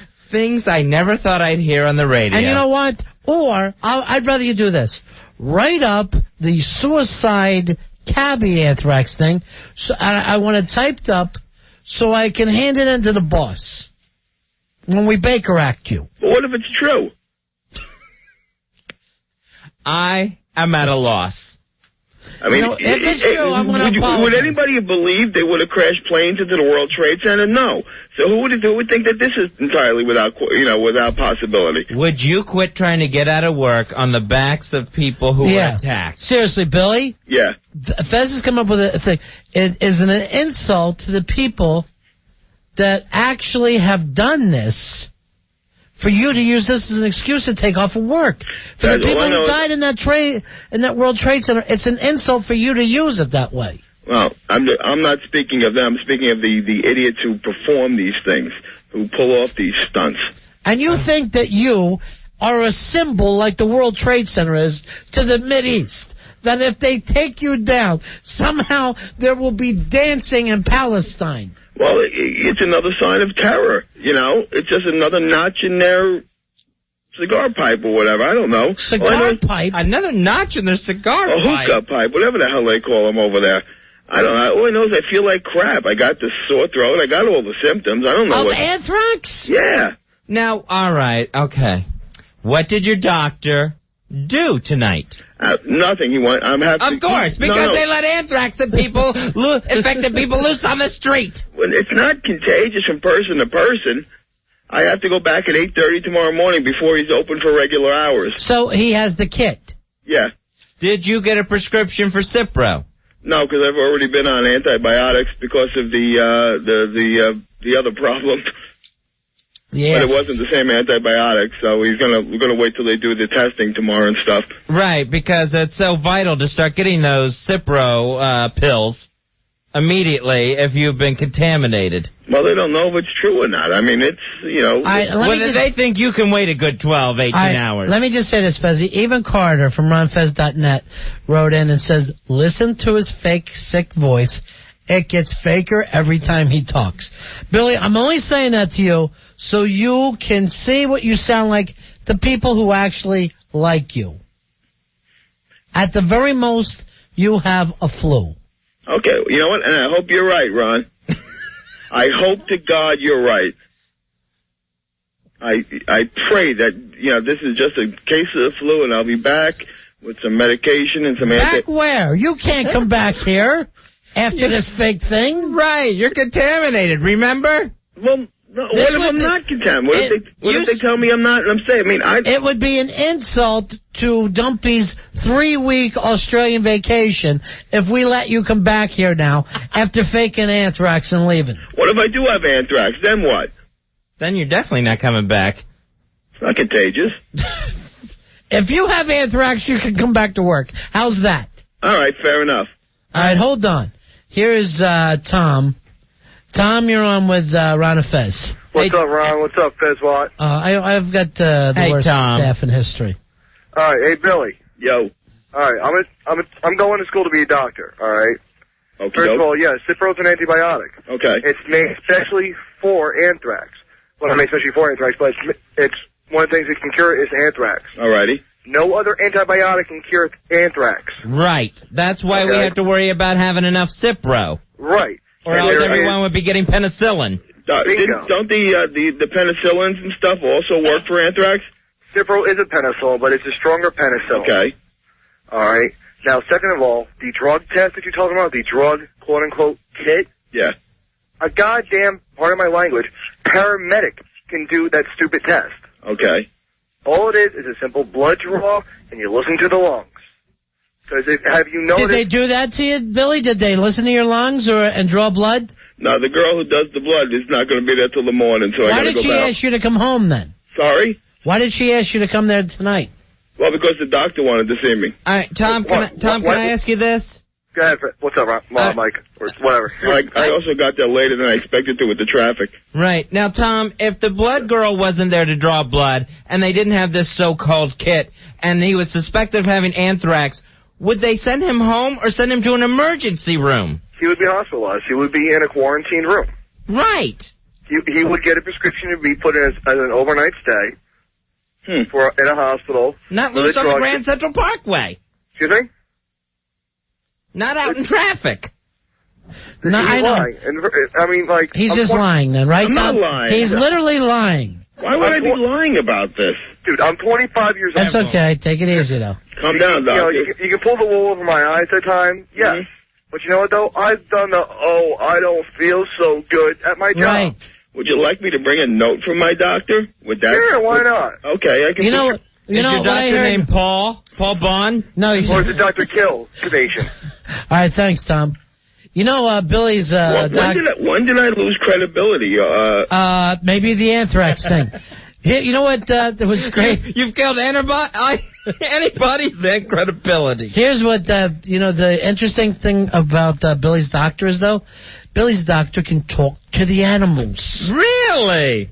Talk to the animals. My doctor's a very good doctor. Right. Now, why would he call you in tonight if he doesn't have anything in which to test you with? Because by the time I was supposed to get there a lot earlier than I did, but the traffic coming out of the city was horrible. Right. And I got there a lot later than I expected. The anthrax victims running out. All right, here, Fez, Billy, I'm going to call your doctor right now, okay? Okay. Dr. Bombay. Dr. Bombay, where are you? Oh, my goodness, Dr. Bombay. Something's wrong with Sammy. Billy? Yeah. If you don't have anthrax, I can't see any way you can come back to work. But the flu doesn't count? No. Not as anthrax. No, but I mean as a sickness? No. Do you think it's because you ate too much hot sauce last night? No, it had nothing to do with that. The sore throat? No, because I had this. Remember, I was coughing anyway, so it was starting yesterday. None of us remember your anthrax-like symptoms. The symptoms. All right, wait a minute. This on the instant feedback. When did I lose my credibility? Says Billy, right? Mad Dog? Oh, yeah. Mad Dog was not me. Yes, but it was your boy. All right, here's Dan from Hoboken. Hey, Dan, you're on with Ron and Fez. Hey, Danny. Hey, what's up, guys? Quick, you got to get Flat Stanley out to Long Island. You need a picture next to the first guy with suicide cab anthrax. The kids will love that.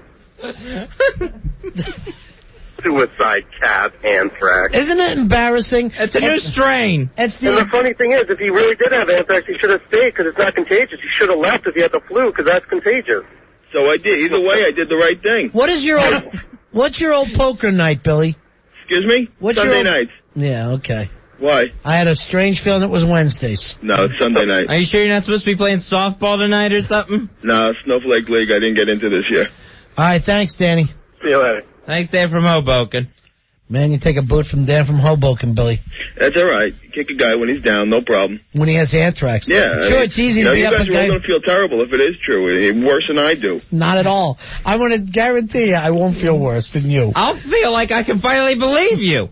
Lisa, you're on Ron and Fez. What a way to get you on my side, Fez? Lisa, you're on with Ron and Fez and Billy Liar. Someone cue up some violins. Yeah. Hi, Lisa.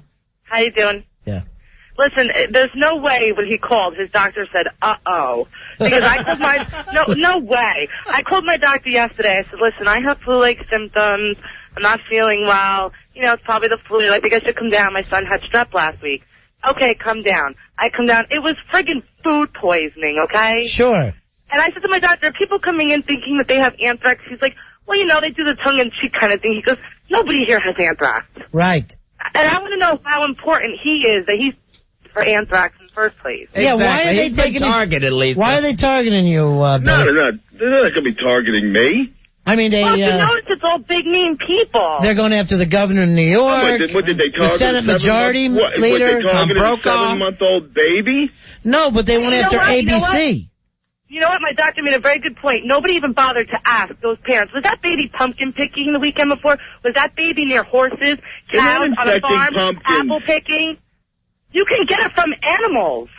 They said a lot of people. From dirt. Some people that are having sex with animals are getting it. Uh-oh. Billy. Uh-oh, Billy. There you go, guys. I cracked it for you. All right, thanks, Lisa. Thanks, guys. A lot of comments about Billy's sick voice coming in on the instant feedback. Yeah. This one from Jeff says, oh, I love Billy in that commercial. Barbara, are you up? Barbara, are you up? All right, now here's another one. And this is a big problem with you, Billy. Would you listen to this? You're not sleeping. You're up spanking on the computer all night. Paranoid writes in and says, I talked to Billy on IM at 4 a.m. in the morning last night. At 4 a.m., and he was fine. How could he tell I was fine through an instant message? When he couldn't hear this very sick voice. What? He's going what, deaf. Am I supposed to type in a hoarse voice for paranoid? No, you couldn't do your fake voice there, did you? Ask Rory. Ask Al if I wasn't sick all afternoon at the studio. Rory, I want you to tell us the truth. And Al, I want you to tell us the truth. In your heart of hearts, do you think he has anthrax? Would you be willing to bet on it? No, I don't think he's got anthrax. How about $10 against $100? You want to bet? Yeah, I'm in on that bet. All right, so I'll put up 100 if you'll put up 10? Yes. All right, you want some of this action, Roy? Yeah, sure, I'll get in on it. All right. Billy? What? You backing up this with some money? What's the bet? I'm sorry. 10 to 1. $100 for you. I'll give you $1,000 if you got anthrax. Sure. And you're going to give me $100. Yeah, I'll take. I'll take the 1,000 and the guilt that you'll feel when I do. I'll have no guilt. I'll have zero guilt. And let me just tell you this, Billy, because you're saying, where's my credibility? Yeah. All these guys that you work with every day said to Fez and I as we came in, they couldn't wait. They came running at us with Billy's latest, they said, BS story. Oh, get out of here. I'm telling you what Seriously. they said. Al maybe, never Rory. Rory was laughing. Ronnie and I came in a little bit later than usual tonight, and they couldn't wait for us to get here. In fact, they were waiting in the hallway. I mean, when I left, Al didn't even say feel better or anything. Why would he? He just said goodbye. No Rory at wonder. least said, take care, bro. Hope you feel better. Well, that was sweet. Hey, Jim, you're on Ron and Fez? Al doesn't want to be an accomplice. Yeah. Jim, you're on Ron and Fez? Hey, Jim. What's up, guys? Hey, Billy, I got to tell you, you know, when this first came out, I thought maybe Al was making something up. You know, Billy was like trying to get out of work, and he said he had Anthrax or something.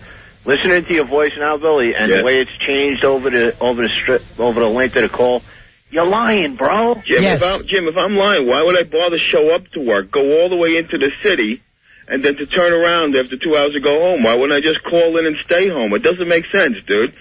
Yeah, it don't make sense. Why'd you come in and then go home? Why didn't you got a good point. Why didn't you stay home? You had Billy, you did not to quote you, you have the flu. Okay, Right, or you have Anthrax with flu-like symptoms. Why wouldn't you stay home then? Because I'm a Figured trooper. you get everybody in the studio I'm a sick? trooper. I'm a trooper. I'm dedicated to my job and to the show. Oh, you figured you get everybody. You figured you get Paul, Ron, and Fez sick, so they couldn't come in and do the show, right? Well, no, I left before they got there. If you were a trooper, you'd be here now. You figured you'd go in and get the two guys sick. You know, Well, guys, I didn't even see definitely Ron and wouldn't Fez. Guys, I definitely wouldn't let him back in the studio after this. All right, thank you, I tried Jim. to get you guys sick. I'll get I'm out, decontaminated, whatever. I'll be back. I gotta be back. Decontaminated? What? Is this with the doctor's kit? No, that's what I just said. I'll be back. Yeah, he's Not with this show. I got the bar crawl to do next week. No. Al will You're be doing too the bar sick. crawl. You're too sick. Here's Mark. Mark, you're on Ron and Fez. Hey, Mark. You're kidding me, man. Yeah. You got to be kidding me, man, saying that you have Anthrax. Well, how do I know it's not? You got to be kidding me, Right, right? yeah, I got you get Anthrax, you got to work one day. They give you Cipro, you're back the next day. All right, well, I'll go tomorrow. I'll get advice for you, Bill. And I'll get the Cipro. I got a little advice for you. What's that, buddy?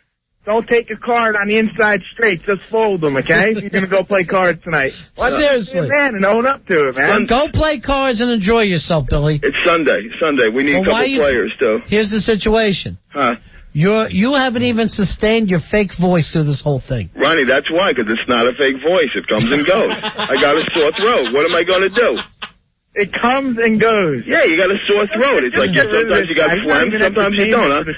Wait, you want to hear the fake voice? Here's the fake voice. Hey, guys, how you doing? That's the fake voice. That is not a fake voice. Job of the Thank you, Mark. Boy, you can tell. Thank you. When he was using, he must have learned how to lie himself out of any situation. Oh, that's true, Ron. And when he's caught now, he just acts like, that's why I know I'm not. Mike on the instant feedback wants to know, with the Emmys postponed, is Billy still eligible for an award with this performance? I would give him biggest cartoon character with the Anthrax. All right, now let me go to your best buddy, because you put him in there, and you said that he agreed that you had Anthrax. Rory, do you believe Billy has Anthrax? No, not at all. Does Rory think I'm sick, though? Yeah, I think you're sick. Okay. So it is, but if I'm sick, there is a possibility What kind of sickness? What kind of sickness do you think he has? Definitely a little sick in the head. All right, see, that's the thing. You're not getting right home no more, pal. Do you think he has the flu? Nah, maybe. Do you think there's any reason why he couldn't have worked tonight? No, not at all. He left because you saw him. Yeah. Why is he staying up all night? Is he using again? Look at me. Is he using again? I think so. Yeah. Billy, are you? Look, this has nothing to do with what we're talking about. Why aren't you sleeping at night? It ain't from Anthrax. Keeping you up all night. That makes you tired. By the time I get home, my wife's sleeping, and, I'm a little wound up, and I got time by myself. That's not the point. That's not what we're talking about. I'm not going to get into that. That's why you don't feel well at night. What? This is why you don't feel well during the show. You're not getting enough rest. Look, if I breathed in the spores, it has nothing to do with my rest. You didn't breathe in the spores. All right, let's get down to this. Did you open any mail here ever, Billy? Oh, yeah, I get mail in my mailbox. From who? Anything powdery. Anything from not inside the company. And I have a post office box. I get mail out too and stuff. Not from the show, though, right? It's just from people you know. No, from with airsick and stuff. Oh, airsick fans? No. Well, if anyone had a reason. Very funny, Fez. Kick me when I'm down. No, I mean, we get business mail and stuff all the time. And I've gotten mail at the station. There's stuff in there from time to time. I don't recall what the last couple were, but I didn't know that there wasn't the Anthrax powder on it? I did not notice any powder, put it that way. But most of these powder envelopes go back to September 25th before anybody knew about it. I wouldn't remember. You wouldn't remember a powdery envelope that poofed when you opened it. Freak out when you heard. Oh, is that what happens? I didn't know what happened there. I just thought it was covered with powder or something. Either that or the suicide taxi drivers. Right. Well, that really makes the most sense when you think about it. Yes, they're very powdery cabs. Hey, Rocky, you're on Run of Fez. Hey, what's up, guys? Hey, Rocky. Card number 439. Yeah.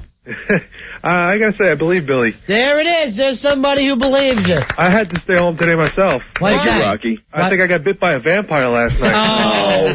You see that, Billy? You see that, Billy? You're becoming a laughing stock. And it's not fair. It's really not. I'm legitimately sick, and there's no way that you can tell me right now that it is not the possibility of being anthrax. This on the instant feedback. God willing, Billy has the yellow cab strain of anthrax and not the horrid gypsy cab strain.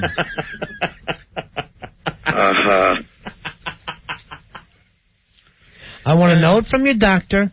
Okay. And even with that, you're still not coming back. Then why do I need a note?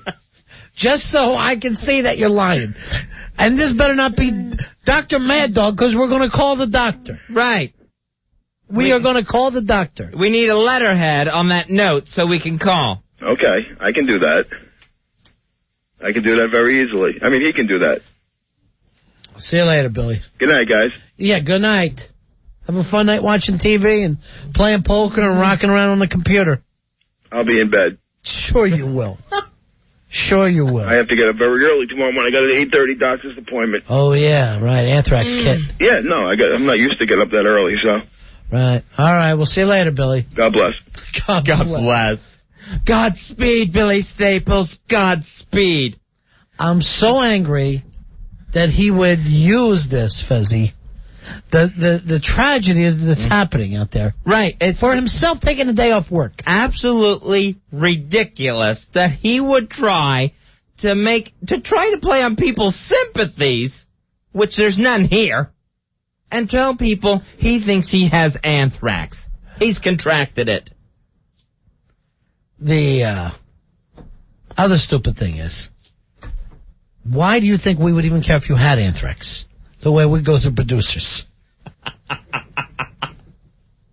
All right, let me tell you something. The thing that gets me is, you can never turn him off when you need to be serious. When you have to have a serious discussion, you can never turn Billy off. Then tonight, it's all, kick someone while they're down. Yeah, that's real funny. That's real funny. Yes. In the meantime... Ron, I hope it's the flu. Right. At this point in my life, I hope it's the flu. God willing, it will be the flu. Then we'll all have a good laugh at it. All right, let's call the Hawk in, because I don't want this to seem like it's just me being the ball buster as normal, okay? Fez, you and I will not vote on this. Okay, that's we will fine. leave it up. Al, if I'm calling the Hawk in, it means I want you here as well. Get that through your head. Realize that. I want the whole team here as a jury. Hawk, all right? fly now. That's how I call him. There he is. So quick. We'll let these guys vote. If Billy does not have anthrax, should he be invited back to be part of the show again? Or should we just say, Billy is not working out? You're a little bit too crazy for us. Right. I will go with the Hawk. And you guys, Fez and I will not have a vote in this. You guys vote with your hearts any way you want. Hawk, you first. All right. If he doesn't have anthrax, then no, he shouldn't be allowed back on. All right. If he does have anthrax? Oh, yeah, then sure. Okay. Because that's not contagious. Right. And even if it was, Fezzy, we'd still carry him. All right, so there's a Your job is invited. You're lucky to come back. But you better have anthrax. Right. After the scene and everything you tried to put. Right. You know, the show through tonight. So what Hawk is saying is if you don't have anthrax now, you better be out there licking mail. Because you're not coming back to work without it. I know, because after the scene he put on before we got here, does he think that it doesn't go any further than Al? That Jeremy Coleman, that Ken Stevens doesn't need to know about an anthrax infection? If he panics this thing, and the sports guys have to get tested, and Don and Mike, and Opie and Anthony, he will be so hated in this building. There's no way he'll be able to come back in if this whole company, if this building has to go and get swabbed. And swabbed and give blood and everything else. And wait in lines. All right, let me check with you, Al. Al, should he be able to come back if he does not have anthrax? No, he should not. Now, if he does have anthrax, should he be able to come back? No. You just want him out. It's just, it'll be another thing down the road. You said if he had a hangnail, Al, you don't want him back. Is it the moaning that he does? It's the combination of everything. All right, so you don't want him back, anthrax or no anthrax? No. All right, so we're 2-0 on one and 1-1 on the other. Right. Here's Rory, his best buddy, who really I call the female Billy sometimes when I look at Rory. Thanks. If he does not have anthrax, should he be invited back to do the show? No, not at all. Absolutely not. No. No, you as an employee, does it kind of make you a little angry that a guy that you're supposed to be in the front lines with was faking? Yeah, and he gave me a ride home last night and everything, and you know. How was he last night when you guys rode home together? It was right after the spelling heat. I know everyone had hot sauce. He was fine. He said he even asked if I wanted to go out to a bar with him. I hate that. Now here's the thing. Wouldn't that hot sauce kill any anthrax spores that you could have in your body? It would absolutely have to, the way it permeates everything. It gets through your skin, it goes up your nose, obviously in your mouth, you're eating it, gets in your eyes. All right, let's check here. If he does have anthrax, should he be invited back? No, because I'm 100% sure that he's using again, too. He would be using his anthrax. No, not that. He's saying he's partying. Yeah. Oh, that. Oh, okay. All right. That's not a good-looking scorecard. No, that's not a good-looking. Who would think that Hawk would be the liberal one? Right, with a split vote. And let him back if he has anthrax. Well, we got to take a break here. I'm very, very disappointed, though. Fezzy, I got some more bad news for you. Uh-oh. This will be the first time coming back, and you don't want to miss this, ladies and gentlemen, when we come back. The first time we've ever branded an entire town. Really? An entire town branded with high treason. And cowardice. In the face of the enemy. Fezzy, an entire town has turned its back on the United States. I don't believe this. An entire American town. 877-692-1027. We're on a Fez. Ron and Fez. 1027 WNEW.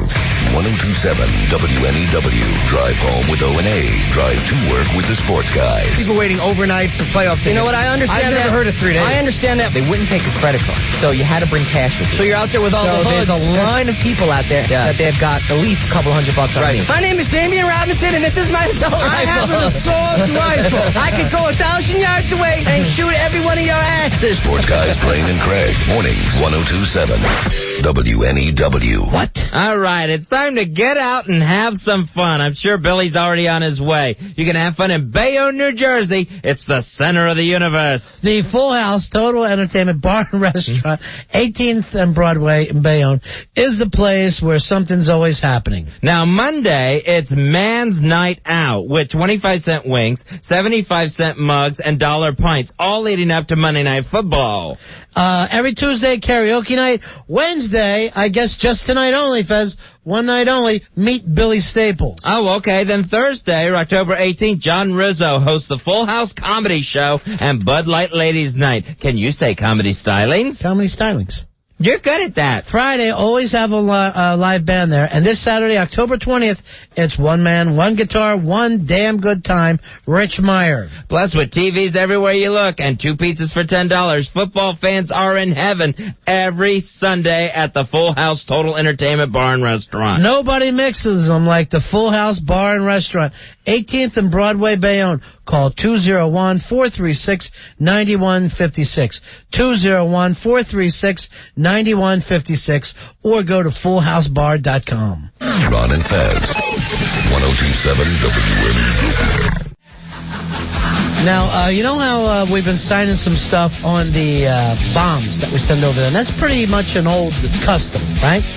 Right, yeah. Some of the things, NYPD, different things that they put right on the missiles that are heading into Afghanistan. You know, and write it right on the bomb. I got the best message. Get your balls out. Get your balls out. You can read this, you're up. That'll teach you, Lutherans. Hey! Extra strength laxative works on sight. I want you to put on the bomb. Tick, tick, tick, tick, tick. For all those Jewish mothers out there, this is going to hurt you more than it's going to hurt me. Oi! This will knock the tails right off your head. Excuse me, you dropped this. Oh, no, wait, the U.S. did. When covered with napalm, don't run. Stop, drop, and roll. Put the old Alcord on there. Hey, Osama, take it easy like Sunday morning. Hoping this finds you in your time of need. Say, You're out like a fat girl in dodgeball. My other bomb's an A-bomb. We can write on there. We're here. We're queer. We will not disappear. We're going to bomb your country. Thank you. Thank you. But I hate these effing terrorists. Ah, cute. That's from yesterday's show. We need kind of a Ron and Fez minute title on one of those, where we take everything and compress it down.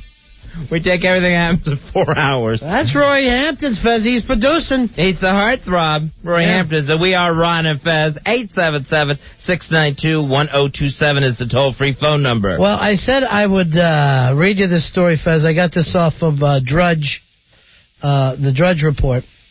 It is a branding that actually will take place for a whole town. Never before have we had to tell a town, you are branded. I can't imagine this. Charged with high treason and cowardice in the face of the enemy. Yes. This town always been known very much for its left-wing politics. Narrowly voted Tuesday night to condemn the United States military action in Afghanistan, although they did add an amendment denouncing the terrorist mass murder of thousands of Americans on September 11th. The resolution, which passed 5-4, Fuzzy, so it was close. First official statement by a U.S. city critical of the U.S. military response after the destruction of the World Trade Center and damage of the Pentagon. The city that we will brand right now, Fez. Yes. With cowardice and high treason. Berkeley, California. Berkeley. Berkeley, you stink. You stink. You stink. Home of the University of California. Of course, everybody knows that's always been kind of the birthplace of the free speech movement in the 60s. It's always been the most left of any left town that we have. You know, who asked those bum peaceniks to even vote on this? San Francisco Chronicle said a recent poll of Berkeley students showed an amazing 65% opposed to the U.S.-led bombings of Afghanistan. Sure, they're sitting fat in college and not in the Pentagon or the World Trade Center on an airplane. You know that they wish that it was Berkeley of the 60s, but it's not, kids. No, Oh, Berkeley, are you backing the wrong horse in this one? You stink. You stink. You know what, Berkeley? In my opinion, you have now seceded from the Union. No way. You've seceded from the Union. You're on your own. You know what? You should not get any state funding. There shouldn't be any national scholarships of that school. There should be nothing helping that town, that community, because they obviously don't want any part of what's going on in the rest of the United States. Now, normally when a town council gets together, it's to talk about the sewage problem, picking up the trash. Maybe naming a street, putting up a statue or a fountain. What should we do about Halloween this year? But to actually condemn the U.S. military action in Afghanistan. Incredible. They have now denounced the United States. The city of Berkeley, California has denounced the United States. And Berkeley, let me remind you of what President Bush said when he spoke to a joint session of Congress where he said, if you're not working for us or with us, you are against us. We should be allowed to declare war on Berkeley. What? Yes. I'm not bombing Berkeley. They fall into that category. As stupid as I think that they are, I seriously don't want to bomb Berkeley. They deserve it. They're not part of the United States, Ronnie. What about... They're a foreign principality. Since it was a 5-4 vote, what if we just send in special forces to take out the 5? Not the innocent people of Berkeley. We're going to have to clear a path. You can't just go into Berkeley and get people. You want to bomb Berkeley? Yes, they just... You know, Berkeley, they're not part of the United States, Ronnie. They denounced this action. They've decided they got their pick. They could be part of the United States, or they could support Al-Qaeda and terrorism and the Taliban. Berkeley stinks. They just stinks. You stink. How ridiculous. They should be cut off from any state or national funding. If that's how they feel, if they hate the United States that badly, cut them off. Hey, Paul. Paul, you're on Ron Fez. Yes, hi. How are you doing? Yeah, how are you? I'm just outraged to hear that some city in this can have that kind of a feeling because... I mean, I lost somebody, as I called before, and I haven't yet even received information on a body part yet found on my cousin, and I was happy to see what was happening, the reaction that we had. I was upset that it took so long to occur. I think it was being planned out now, and I'm glad to hear that, but, I mean, this place, Berkeley, obviously, I know where it is, I know what it represents to this country, but it's outrageous to think that some part of this country can think like that. It's just incomprehensible. I can't understand how I mean, I feel like the place is related to Afghanistan, to say. You know, I bet that this little town of Berkeley is an amazing amount of college professors living there. Oh, sure, yeah. Yeah. You know? Well, they should be smart enough to know better then. Yeah. But they've always been that way out there. I thank you very much, Paul, and we're very sorry for your loss, buddy. All right, buddy. Thanks. It's absolutely disgusting what the city of Berkeley has done. Disgusting, and it's such a look at me, look at Berkeley once again, please. We haven't had any attention in 40 years, so please look at me one more time. It's like an employee who has the sniffles screaming Anthrax to get attention. That's Billy. Yeah, that's a good example, too. So we're branding the entire city of Berkeley high treason. Right. And cowardice in the face of the enemy. We now write them off. I'll tell you what, if anyone happens to be traveling through California and you drive through Berkeley, have your passport ready because it's now a foreign country. Now, is it kind of part of San Francisco or near? I need to see a map of California. We always need maps. An entire array of maps. If we're whole atlas. If we're going to attack Berkeley, we honestly need maps. And, you know, to know exactly where we're going into. You know, I don't want to hit Alameda or anything. Those fine folks have done nothing. Jose, stop shushing and just say what you've got to say. What's going on, guys? What's going on, guys? My friend and I went to St. Peter's College. Well, he ended up going to Berkeley for his theoretical chemistry doctorate. It's one of the top... Oh, he studied overseas. No, St. Peter's here in Jersey City, New Jersey. Okay. So he's studying theoretical chemistry. It's one of the top chemistry schools in the country. They probably invented Cipro. So if you cut off funding from them, there's a lot of things that aren't going to take place around medicine and all that type of stuff. So we have the recipe for Cipro now. We'll be fine. No, I understand that. I'm just saying a lot of other, stuff, chemistry stuff.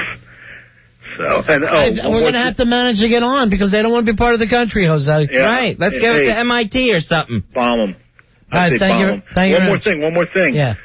Al Dukes walks in the house, his dad spits at him, his mom goes, "Hey, he's a loser. He's been that way forever. Leave him." Wow, that had to hurt, and I don't even know what it meant. Hey, a lot of people writing in that Berkeley's on the east side of the bay, San Francisco's on the west side, so it's over on the Oakland side of the bay, right? Okay. All right. Now, we'll get Al Davis while we're at it. Al Dukes just gives me this tiny map that has Los Angeles, San Diego, and San Francisco on it. When I say a map, I mean something that has some detail. All right? He means a map, not a placemat for kids at the Denny's where they can color in the states. It's got 3 of the biggest cities in the country, and that's it. I guess that's all that's in California is 3 towns. Well, I guess that should do it, Ronnie. Al, that's why you don't work in the Defense Department. Jason, anymore. Jason, you're on Ron and Fez. Hey, what's going on, guys? Card holder 2423. Hey, Jason. Tell me, if I'm not mistaken, Berkeley's also the home of one of the largest former hippie communities in the world. Yes, and it's still kind of hippie-ish. Yeah, Could hippie. it be possible that they've maybe been doing too many bong hits and acid over the last couple of weeks? They don't really understand what's going on, and that maybe we're the good guys. You know, maybe they're still seeing little green men running around or something. Well, I think that a lot of them wished it was 1967, and it was the whole Summer of Love thing, but it's not. Yeah, they knocked down the effing World Trade Center. If anything, thanks a lot, Jason. Thanks, guys. I'm a little mad with our administration because I'm to the right of them. And I voted left my whole life. Right. And I'm like, what are we waiting for? Why are we sending our guys over to talk with other countries? F them. It amazes me when you have a situation like this, Berkeley, where people just don't understand what occurred on the 11th. The fact that more Americans died on that day than in any day in this nation's history during any war. Nah. They just don't understand the gravity of it, and they do this crap to get themselves some sort of notoriety, some sort of attention, and they could care less about the feelings of anyone else that was involved. Here's Jamie. Jamie, you're on Ron and Fez. I hate them. Hi, Jamie. Hey, what's going on? Hey, buddy. Hey, listen, while we're on the subject of the 11th, I just wanted to get something out on the air. Sure can. A lot of people respect what's going on with what everybody's doing for the firemen and then the police officers, and it's a wonderful, wonderful thing. Okay. But a few airline stewardesses who frequent my cousin's bar in the city were a little disappointed that nothing's been done for the families of the airline employees who were lost. So they formed a foundation called the Wings Foundation. Okay. And they're actually hosting a fundraiser at my cousin's bar tomorrow night.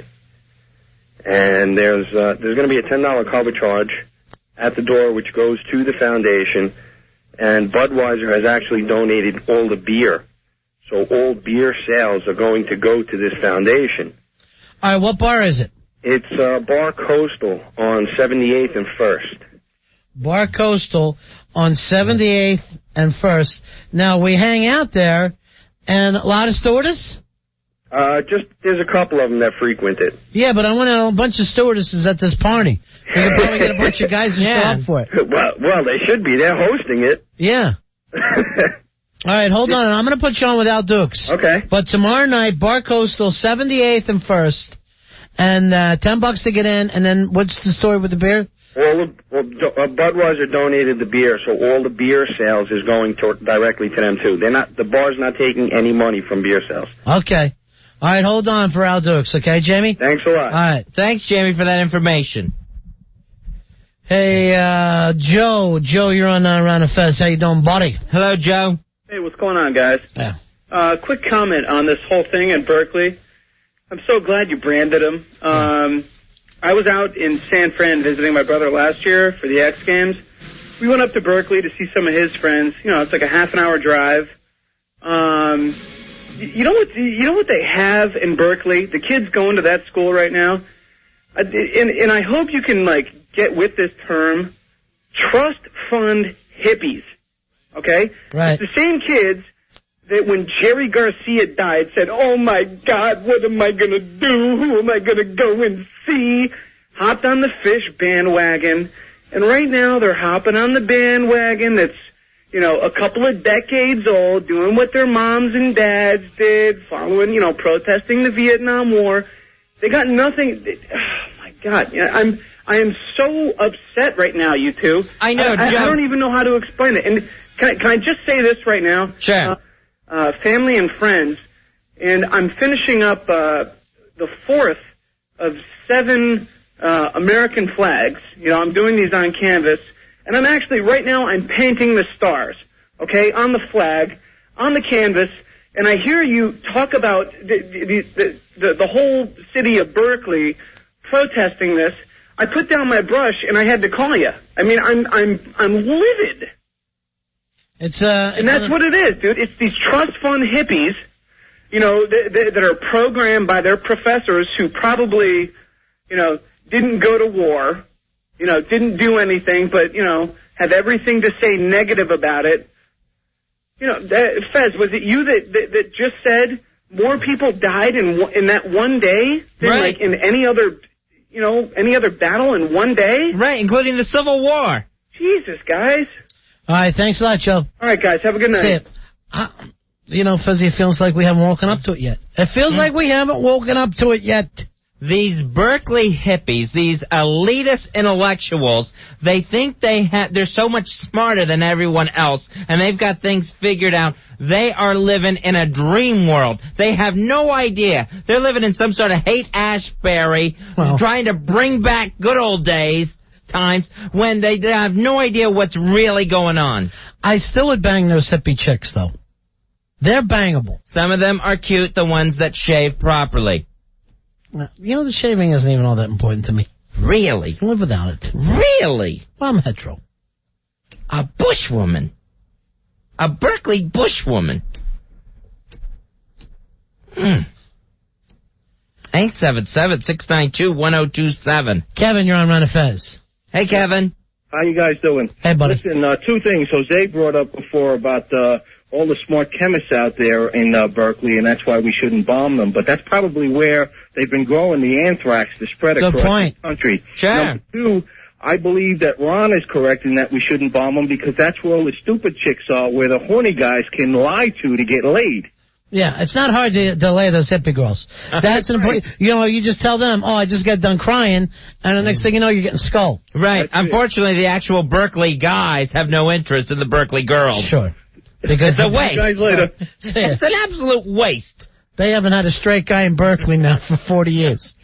Susan, you're on Ron of Fez. Hi, Susan. Hi. Hi, guys. How are you? Hi, baby. Good.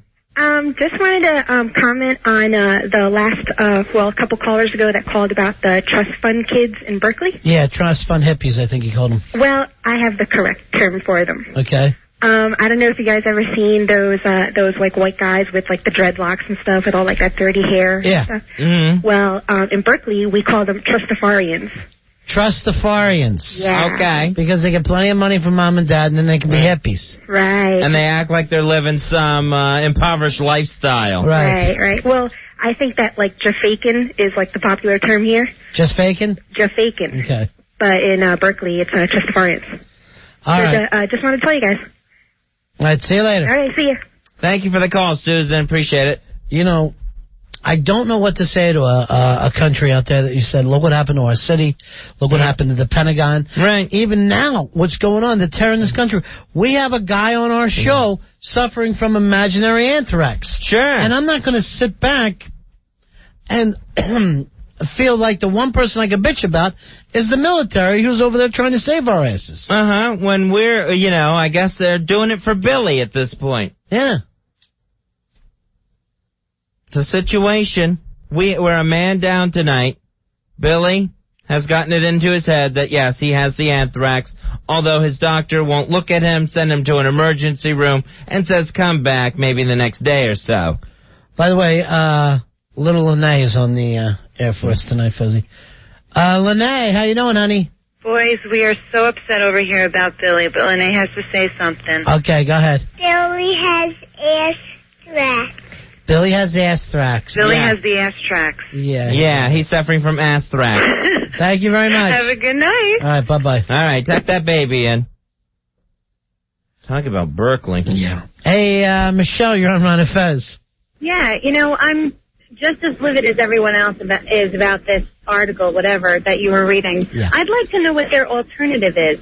Did they propose an alternative. If they're against the bombing, what did they think? Oh, what are we supposed to do? What's the alternative? That's their next project. Figure out a good alternative. If we could do bong hits with Bin Laden, that's what they want to do. Yeah, well, you know what? That's not going to work. Right. Osama Bin Laden. Yeah. Wait till NYU figures this out, Fezzy. They're going to be the next that want to do this. They want to, condemn our military. They're not going to get the city backing. Yeah. All right, thanks a lot. Thanks a lot, Bye-bye. guys. Thank you for the call, Michelle. My only problem right now, Fezzy, is I don't think the military's done enough. What they're doing now, I guess now they've been saying this for quite a few days now, the round-the-clock bombing at will. But what I want to do is expand the target area about 3,000 miles in either direction. Now, they said, I heard him say this either today or maybe yesterday, that one of the generals at the Pentagon was saying that the Taliban is ready to topple. And I'm thinking, how can you tell? Right. I mean, it's such a crap fest anyway, that country. I know. How can you tell whether they're ready or not ready? Now, what are they eating anyhow? Dirt? Because I never see even a tree there. Yeah. I don't see how you could possibly farm. I don't see wildlife that they're eating. No, I don't see cows. It's always just some real rocky, dusty, windy dirt road. Yeah. That you see them going down. Actually, more people are writing in with this Trustafarians thing. I'd never heard of that before. I had never heard that. The Trustafarians. 877-692-1027. Hey. First Billy, now this Berkeley thing. Rita, you're on Ron and Fez. Oh, you guys, God bless you. Yeah. You really got me through this whole thing.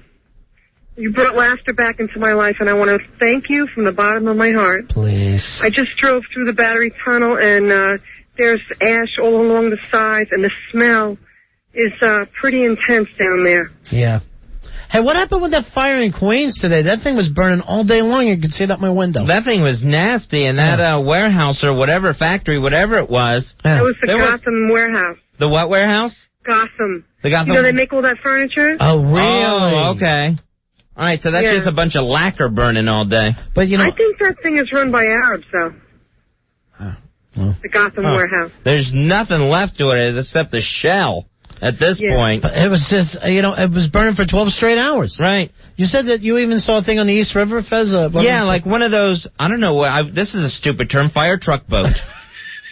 Yeah, I will agree with that. Even though I don't know the real term, fire truck boat is ridiculous. I don't know what it's really called, but a fire truck boat pulled up. They had the real powerful water cannons that they were just blasting at the side of this building. Now, I don't even think they were shooting the water where the fire was. It looked like they were just trying to cool off this building from the river. What? And are they shooting like the East River stuff? They just pump right out and shoot like that? These fire truck boats are a complete mystery to me. They're shooting water out of a big cannon, but then there's another pipe going out the back that's shooting water back into the East River. Now, I would love to have one of those boats pull up in the summer, right in front of Wild, New Jersey, and just open that up on the beach. Wouldn't that be fun? If anyone knows about these fire truck boats.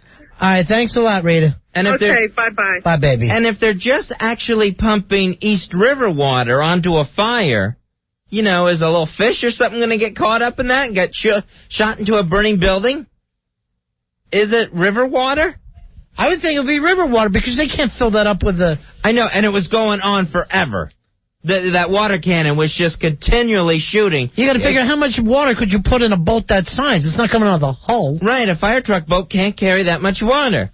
All right, Fezzy, you call it a fire truck boat again. We can't have the conversation.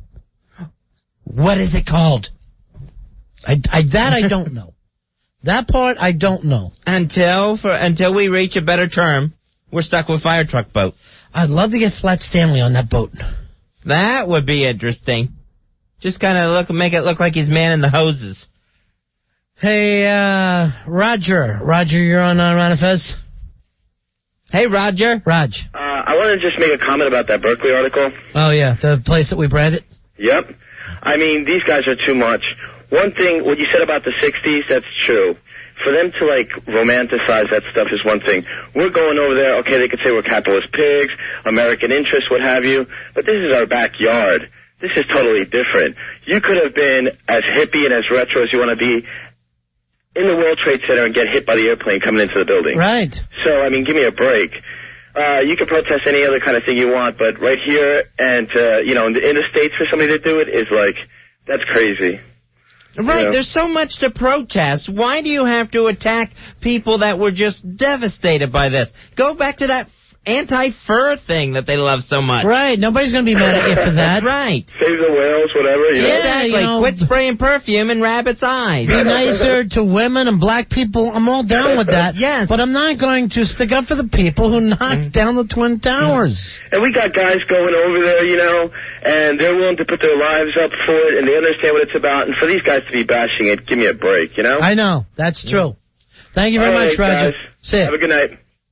Yeah, I mean, I think that, you know, if nothing else, Fezzi, you owe total respect to the guys who are over there right now, the Lance Basses, if you will. Who actually received the Real American Award last night for saying he wanted to go fight for his country. All right, people are calling it fire boats, fire engine boats. I'm looking at the instant feedback here, Fezzi. Fire engine boat. It's just as dumb as yours. That makes a little bit more sense.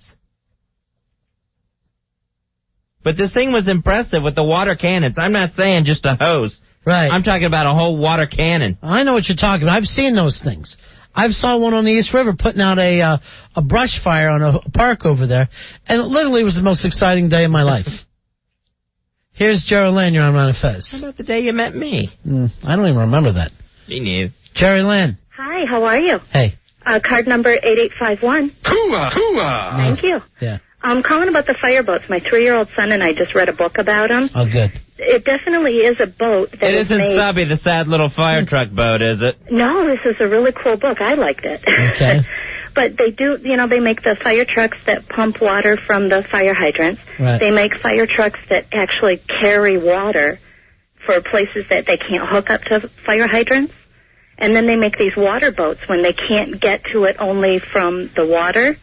They make them so that these boats pump up all the water from the river. From the East River, okay. Put out a fire, yeah. All right, what's the name of it, though? Oh, I forgot. But it is called a water fire truck or something like that. A water fire truck. I just had the words mixed up. That's dumber than Fez's. I just had them in the wrong order. But it so is... that is East River water. Yes, it is. Wow. Which is it's great. It's like throwing chemicals on a fire. No, you know, that East River is not as dirty as you think, Fez. Well, it comes in handy in the time of need, doesn't it? I had some fresh bass out of there. All right, thanks a lot. Hey, can I give a shout-out to my niece, Veronica? Go ahead, baby. Hey, Vui. Love you, bye. Bye, Vui. Vui. Boy. Bye. Jeff, you're on Ron and Fez? Hi, Jeff. Hey, how's it going, guys? I just want to say that it's actually called a fireboat. A fireboat? Yeah, and it does its impersonation of Fez's mother. It sucks in as much liquid as it can and then spews it out all over the building. Rude and rude. My mother doesn't spew. Sorry, guys. Now, Rory gave me a thing where it's called a Rescue One boat. Oh, that's cool. That could be a series. That would seem Get like Hasselhoff back. That would seem like it should be Coast Guard if they're in a Rescue One boat. Yeah. You know, we're not having Hawk in here. I don't know when we're supposed to break. Have we run a little long, Fez? Oh, yeah, we sure have. All right, let's, Rory and Al, let's break. When we come back, Paranoid has sent us a song, Fezzy, that he says is about Billy's Anthrax. Oh, wow, okay. I haven't listened to it yet. He's pretty good, and we'll just let him go on his own. We'll talk a little more. There's some people who want to brand other people, Fez. All right. You know, so maybe you seem like you're in a little bit of one of your modes tonight. I'll tell you what, this Berkeley just made me furious. Maybe we'll do a little branding and let you know. Okay. Let you blow off some steam like a fire truck boat. 877-692-1027. It's the Ron and Fez Show. They're at Bitter Queen. Ron and Fez, 1027 WNEW. Whoa. If you took all the entertainment from the average gentleman's club and then doubled it, That's Double D's. Located in Morristown, New Jersey, Double D's is the 8th wonder of the gentleman's entertainment world. Are you sure that's why they're calling it Double D's? It's not because of girls with big... Anyway. I think as you're doubling the gentleman's entertainment. Well, Double D's means something different to me. Located at Morristown, New Jersey, Double D's is the 8th wonder of the gentleman's entertainment world. They've got 2 Double D rooms, a New York-style club with runway, stage, club seating, VIP, champagne lounge, and they got the New Jersey style club, 20-foot ceiling, state-of-the-art sound and lighting system. At Double D's, from steaks to crab cakes, the food is as tasty as the women. Double D's is the bachelor party capital with their own private limousine service. Give them a call, 973-326-9554. That's 973-326-9554. Tonight, Fezzy, we can all head out there after the show. Meet the Double D's 2002 Calendar Beauties. Nice. They were there since 7 till closing tonight. See them for yourself at doubleds-morristown.com. Check them out on the web, guys. doubleds-morristown.com. Located in Morristown, New Jersey, right off of Route 287, minutes from routes 80, 24, and 280. It's Double D's, the 8th wonder of the gentleman's entertainment world. Ron and Fez, 1027 WNEW. Billy Staples, he got anthrax. Billy Staples, he got anthrax. Billy Staples, he got anthrax. Billy Staples got anthrax. Okay, thank you, Perry Noyd, for the Billy Staples Got Anthrax song. We're Ron and Fez. Yeah, you really worked hard on that one. Yeah, did yourself, big man. All right. Here's Anthony. He wants to answer that question for you, Fez. Anthony, you're on Ron and Fez. Hey, yeah, Anthony. Hi, how's it going? Hey, buddy. Card number 1462. 1462. All right, Anthony, my question was, we saw that fire today in Queens, and that fire truck boat was out there spraying water cannons on the thing. What do they call a fire truck boat? That's a fire barge. Fire barge? It's not a barge, it's an actual boat. Looks like a cute little tug. How could it be called a barge? I'm a volunteer fireman in a lake town. That's what we call ours. Barges are flat. Oh, ours is flat except for the pump in the middle. And the cannon popping up. And this was an actual boat. Yeah, this is a real boat. Oh, it might be something different then. This ain't some lake thing that you got in Jersey. This thing means business. It's working East River. Oh, you get one of them then, maybe. All right. See you later. All right, see ya. Thanks, Anthony. By the way, isn't Paranoid the guy that has a little crush on Martian? Oh, yeah. Yeah. Yep. And when's Martian doing the show this week? Tomorrow? I left her a message, haven't heard back. I called her and emailed her today. Maybe between, the job or her and Victoria, we'll never hear from him again. Hey, Joe, you're on Ron and Fez. Hey, Joe. Hey, how you guys doing? Hey, buddy. Listen, the name of it is called a fire boat. Just a fire boat, like a fire truck, fire boat. It's a fire boat. And in the city, they are Marine 1 through 5. All right. How's that different from a rescue boat? A rescue boat? Yeah. A rescue boat probably doesn't have a pump on it. Yeah, okay. The fire boat does. It sucks the water straight from the water that it's floating on and puts it to the fire. I would love to have one of those for the beach this year. They would be nice, wouldn't they? Yeah. You could clean Fez's crack. Finally. That's the only way we can clean him an ass man. I'd be zestfully clean. Thanks a lot, Joe. Bro. I'd say. Thank you, Joe. Thank you for your concern about my crack. Hey, Fezzy, as always, we got a spy report. Spy report. We like to spy on other radio stations. Yeah. Other shows. And Rob has a O&A. Spy report. Spy report. Hey, checking in. Rob, you're on Ron and Fez. How you doing, buddy? Yeah, pretty good. 2630 checking in with a spy report for you. Yeah. O&A just left the air of YSP at 10 o'clock to head over, or 5 minutes before 10. They were on with whatever show's after them. Really? Trying to pick up both stations in my area, yeah. So they never even have gotten to the electric factory yet? No, and they all sounded pretty wasted, and there was a little argument between O&A over who could handle more alcohol. Anthony swears it's him because the line of work he was in before radio, he used to pound them back every day, so he swears he... Let me tell you something. Yes, a school bus driver. I would not bet against Anthony on drinking and maintaining. I don't know if he could drink more than most people, but Anthony is one of those guys... Never see him stumble, never see him slur. Right. And yet, the next day, he says to you, wow, I was pretty fired up. I hope I didn't do anything wrong. And you're like, no, are you kidding me? I didn't even know you were drunk. Keeps it together. Yeah. It's a nice talent to have. So, yeah, it's a really good trait in a drinker. I bet on Anthony on that one. I've seen him too many times come in here and just pound beers. All right, guys. See ya. That's it. So those guys have been drinking all day through 2 shifts. They've done 2 air shifts at YSP, and now it still has to go to the electric factory for the show. Oh, and look how they're doing Afro shows with their new boyfriends, the Philadelphia Reef. Yeah, I guess so. Yeah. Well, how quick we forget. A couple of scumbags here in New York. Now Fezzy's sad.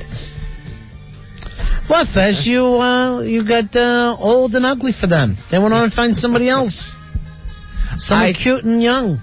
I worked my ass off to stay beautiful. Me and Fez, you're like the old toys. Aw. What was that stupid movie where the kid, he went away to college and his mom was throwing out his old toys? I don't know. I got to find out about Toy that. Story? No, not that piece of crap. This one is actually the Toy Story ripoff from years before. I know my kids used to watch it all the time when they were younger. Here's Norby. Norby, you're on Ron and Fez. Hey, Norby. Hey, what's going on, guys? What can we do for you, pal? I got some information on the boat. Thank God. It's actually called the Firefighter. And, that's cool. Now, the firemen are telling us that it's called, called the Fireboat. Well, no. The actual name of the biggest fireboat in the world is called the Firefighter, and it's in New York. And you think that's the one that Fez saw in the East River today? Probably. All right, hold on. We got Tom. He's a New York firefighter. Hey, Tom. Hi, Tom. Hey, guys. How you doing? What's the name of that boat? It's called a Fireboat. The one that was there today was Marine 9, and that is known as the name of the boat itself is the Firefighter. Okay, that is the name of the basic term is a fireboat. Okay. All right, so Norby, you were right, buddy. What's that? Norby was right that the name of that boat is the Firefighter. That's the biggest in the world? Yeah. I actually got a couple facts about it. I saw it on the Discovery Channel. Yeah. And it has 2 miles of hoses that it can either use. I mean, it can either pump water directly onto the fire, or it can use its hoses to pump water to fire trucks that are far inland. Now, there's a cool. There's a fireboat called the Aldukes that only pumps 5 times. Really? That's it. So it better be a small fire. Yeah, that's Carter's joke. Yeah, never mind what these volunteer guys tell you. It's a fireboat is the basic term. All right, thanks a lot, Tom. You would call it the fire department reunion. Hey, one more thing about these people in Berkeley. Yeah. Right. Basically, what it comes down to is these people are all moron baby boomers who are just want to live in the past, and they have no sense of reality. These people have got to grow the hell up. Our whole life we've been hearing the glory of the 60s. It's over. It's dead. I wish these people would be dead.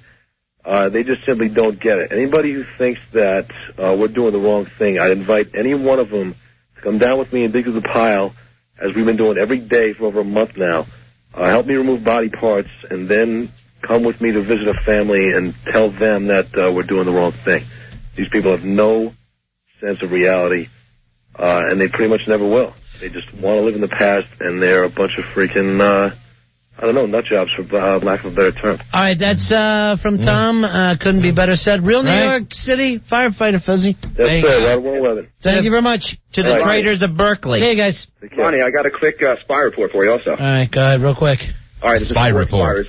So Fez might not appreciate this, but the Devils just tied the game up in the third period 3-3 with their first power play goal of the season, which is pretty sad, but I just wanted to say, go Devils. All right, thanks a lot. Okay. All right, take it easy.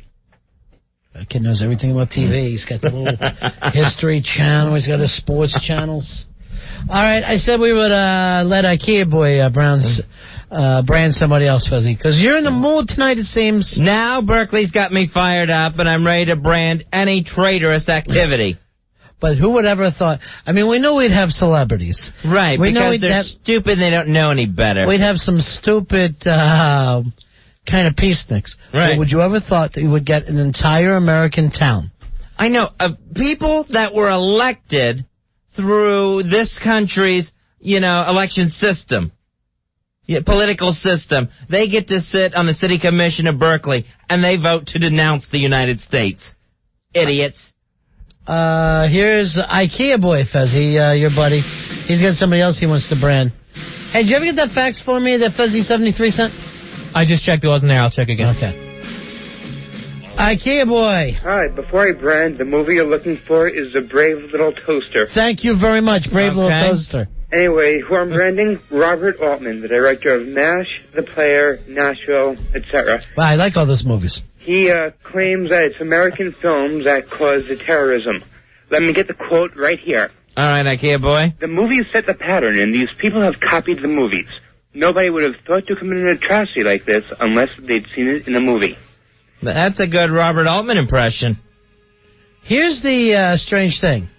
How many times have they blown up New York, or at least tried to in a movie? Right. They do it constantly. And now Robert Altman says that is the reason why New York was really attacked. Maybe he's saying that's what focused them on New York. You know what I'm saying? That inspired them. Yeah. They see New York getting attacked in the movies. That's where they get the idea from. And he wants to return to more family-driven, dramatic movies and character-driven flicks. I don't know if anyone's going to go see another Shirley Temple movie. She's well, I I definitely don't think you're going to see some Die Hard in New York again. You ain't going to see that kind of thing. You're not going to see George Clooney chasing a nuclear bomb around New York like that one movie. What was the name of that? Peacemaker. Peacemaker. Right. I mean, if you start to look, how many terrorist movies? It goes back years and years. Yeah. It's not just a common thing. I mean, a new thing. You're going to see it time and time again. All right, thanks a lot. See ya. Here's Scott wants to do another branding, Fezzy. Okay. Scott, you're on the Ron and Fez show. Hey, Scott. So it's 3287. How you doing? Hey, buddy. They want to brand Louis Farrakhan. Seems like he doesn't have enough proof that Ben Laden is responsible for these actions in New York. He claims that he wants more proof, and he's denouncing our government and the actions that we're taking over there. Is that right? Why doesn't he go over there and question him personally? If you're such a Muslim, get to the bottom of it. Yeah, I agree with you guys. Just ship him over there. I just want to bring that to your attention. Let me go back. This is in the Chicago Tribune. That's where Farrakhan lives, right? Minister Farrakhan called Tuesday on President Bush to lay out the evidence against bin Laden so people may judge whether he was involved in the September 11th terrorist attacks. Don't hide behind national security. If he wants proof, just tell him to turn his television on. Yeah. Thanks a lot. Well, actually, they've been saying bin Laden's been involved in this stuff for a long, long time. Right. Not even before we can get to this thing. The attacks in Yemen, the attacks in Somalia. Yeah, they have evidence of all that, too, before you even get to September 11th. Yeah. Louis Farrakhan. So Farrakhan said there's nothing wrong with asking the American government to show us the proof. It's going to be a very, very difficult presidency for George W. Bush, no matter which way you look at this thing. Oh, yeah. And he's still got a long way to go. This happened in his first year in office. 9 months in. Yeah. 9 months in. And it looks like the press is trying to give them doubt. Because they're like, you've really seen this guy change. You've really seen this guy change. We're going, what? Is that good or bad? What's he done? All right, so the brandings continue. Robert Altman, Louis Farrakhan, and, of course, the entire city of Berkeley, California. Fezzy, here's somebody who wants to talk to us. We haven't talked to since... oh, God, this is funny. All right, Fezzy73 sent this. And it's bin Laden. There's a picture of him. Right. And then after shaving, he looks exactly like O.J. Simpson. Oh, my gosh. All right. People, if you haven't gotten this yet, trust me, it'll make the email rounds. The before and after bin Laden picture. And then it says underneath, Could it be? Could it be OJ? That's a riot. And look at how well it matches up. Hey, by the way, if you think you know a little bit about football, you can win a year's worth of WWF pay-per-views. That's right. All you got to do is go to ronfez.net. The football pool is there. Play the football pool. This week's winner going to get a year's worth of the pay-per-view, courtesy of the World Wrestling Federation. Now, WWF's No Mercy will be live on pay-per-view this Sunday, October 21st, starting at 8 p.m. Call your local cable provider. Now, this is the big test for ronfez.net. This is to say whether, okay, is there enough people going to the website that we could do a big contest and we tie it in here with the show? And they're able to handle it. It took us a long time to warm up with them, but we've been giving them more and more responsibilities as we're going along. Little bit as we go. Now we got a fantastic prize. My gosh, a year's worth of wrestling pay-per-view. Yeah, and all you have to do is pick the winners of football. By the way, I thought we were supposed to get a call from Pantera tonight, speaking of that. I'll have to look for him. I know it's a big day for him. Also, Fezzi, here's somebody who wanted to talk to us. Last night he called us to say that there is a fake Elmo online. Bizarre. That somehow got in with Baby Nicole, and I don't know what happened. I don't know what she ended up doing. But the real Elmo said, no, that's not him. Here's the real foul-mouthed Elmo. Elmo! Hi, fellas. Hi, foul-mouthed Elmo. Yeah, just call him Email-mo or Email-homo. All right, Elmo, you'd never talk to Baby Nicole online?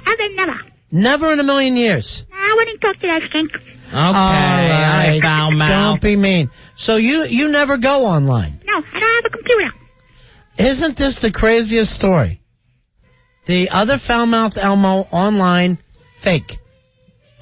Fake-mouthed Elmo. All right, so fake-mouthed Elmo was the one who started the rumor that foul-mouthed Elmo appeared at the bar crawl in secret? Yes. Yeah, if you want to check it out, I don't know how you find him, but it ain't me. Okay. I give you all the information you need. Oh, we believe you, Elmo. We believe you, fella. Yeah. All right, what do you said you want to introduce us to somebody tonight, foul-mouthed Elmo? Yeah, I have a son. You have a son? Oh, that's not. I had no idea you had children. I didn't even know you had genitals. I got him over from Okinawa today. So it's adopted. It's adopted one. Yeah, say hi, Yoshi. Yeah, he's saying hello, fellas. He seems to be a nice boy. Yeah, he is. I just picked him up today. I got him making shirts for me already. Well, that's nice. Yeah, I got him making me Yankee shirts. Oh, Yankee shirt. Yeah, bring me one of my shirts there, boy. Hey, he's going to get him. All right, okay, nice. I can hear him running off in the background there. Yeah, these are really good shirts, boys. It says Yankees forever. Oh, that's nice. Let me see that shirt there, boys. Here, give me that shirt.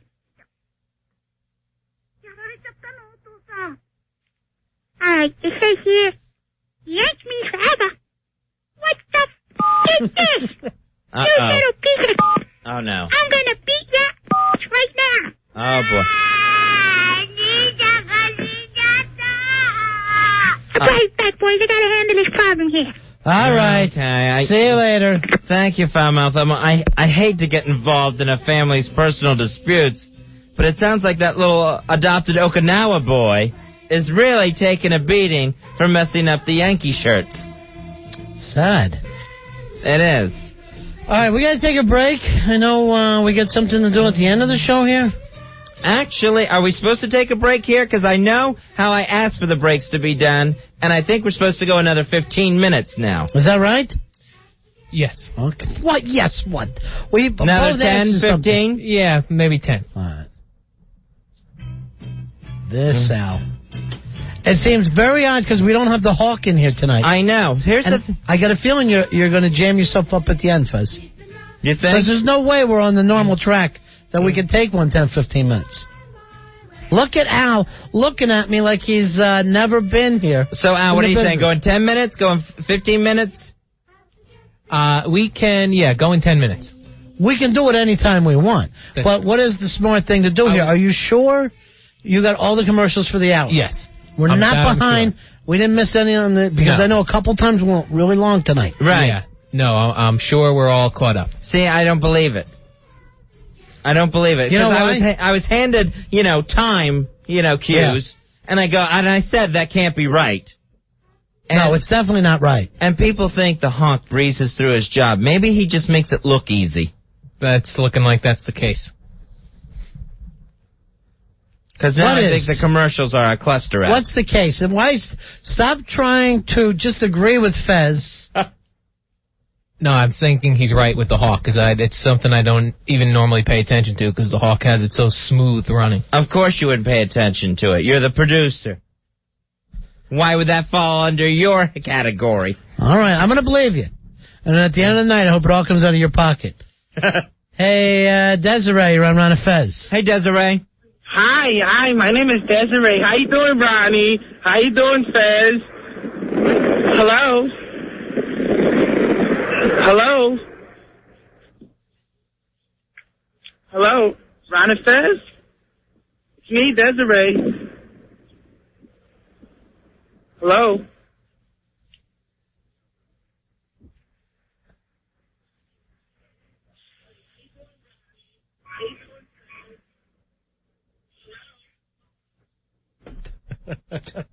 Aw. Please. Yeah. All right, so Foulmouth Elmo, we found out that one was a fake, Fizzy. Right, yes. So Foulmouth Elmo was not at the bar crawl last Friday. Now, the other good news is that we got Joe Pooh back this week. Now, is Joe Pooh confirmed to come in? I asked him if he wanted to come in. Uh-huh. Yeah. And just hang out on Friday when we're putting Circus Boy through the ringer.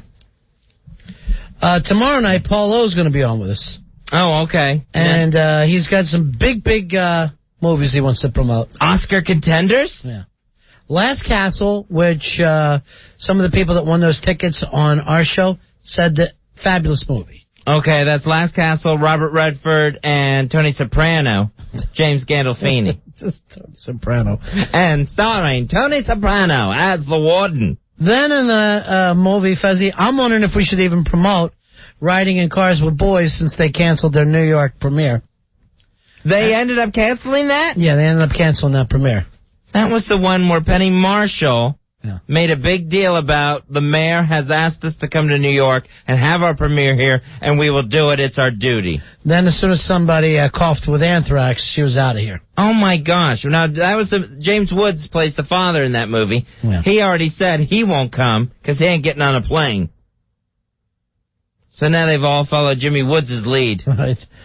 NM says on the instant feedback, 2 fakes tonight, fake Elmo and fake Anthrax with Billy Staples. It's a big fake show. Yeah. Is what it's turned into. So I don't know whether we should promote that one, but From Hell, I don't even know what that movie is. From Hell is that Jack the Ripper movie starring Johnny Depp and Heather Graham. Wow, that's going to be released on an airplane before you know it. Johnny Depp. Heather Graham the other day said, I really want to be taken seriously. I want to start being taken seriously with my career. Then stop being in 7 movies a year. And just signed to do Austin Powers 3. Well, Miss Shagwell, that's going to help you. Well, look. Take off those roller skates. Look who's on the phone right now. It's the old Joe Pooh. Joe Pooh! Hello? Oh, I missed that. Yeah, me too. Me too. What have you been up to, How Joe do you miss Pooh? it? You say it every day. Yeah. Nothing much. Just taking an S on the old oil drum. Well, thank you for the news update. You know what? Before you're done tonight, I want to get one of those toilet... shout-outs. Yeah, toilet shout-outs. Yeah. You love to do. Yeah, he claims he has the loudest toilet in New York, but I don't know. I remember one time he actually chased his sister Colleen off of the can in order to give us a toilet shout-out. Now, Joe... What do you mean? You talking about Butterbean? Do not call your sister Butterbean. Oh, I've seen her. He's right. Now, Joe, any way you can show up on Friday? I'm going to try to. I have to get off of work first. What kind of work are you doing now? Pizza delivery. Again with the pizza delivery? Yeah, still. 3 friggin' years of my miserable life. Why? Why? You know, not to put anyone down, because pizza is delicious and we all need it. We need it fast and hot.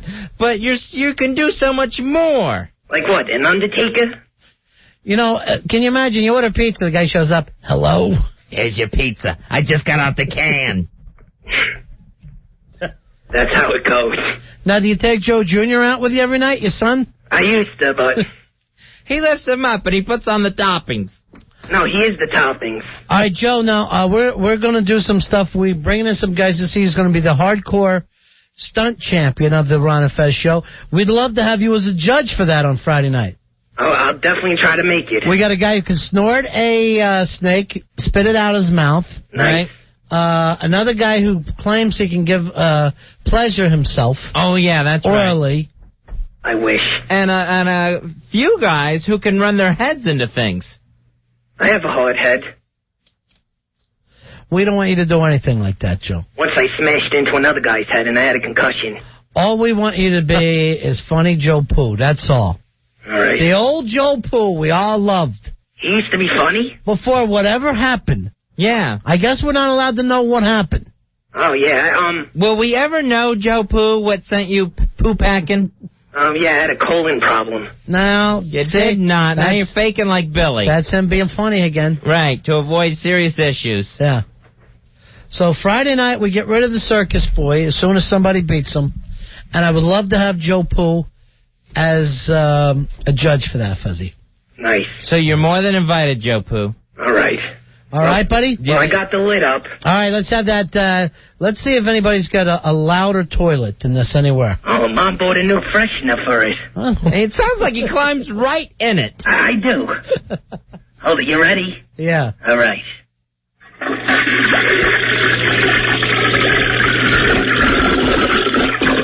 Dang. Nice. That is one loud toilet. It really is.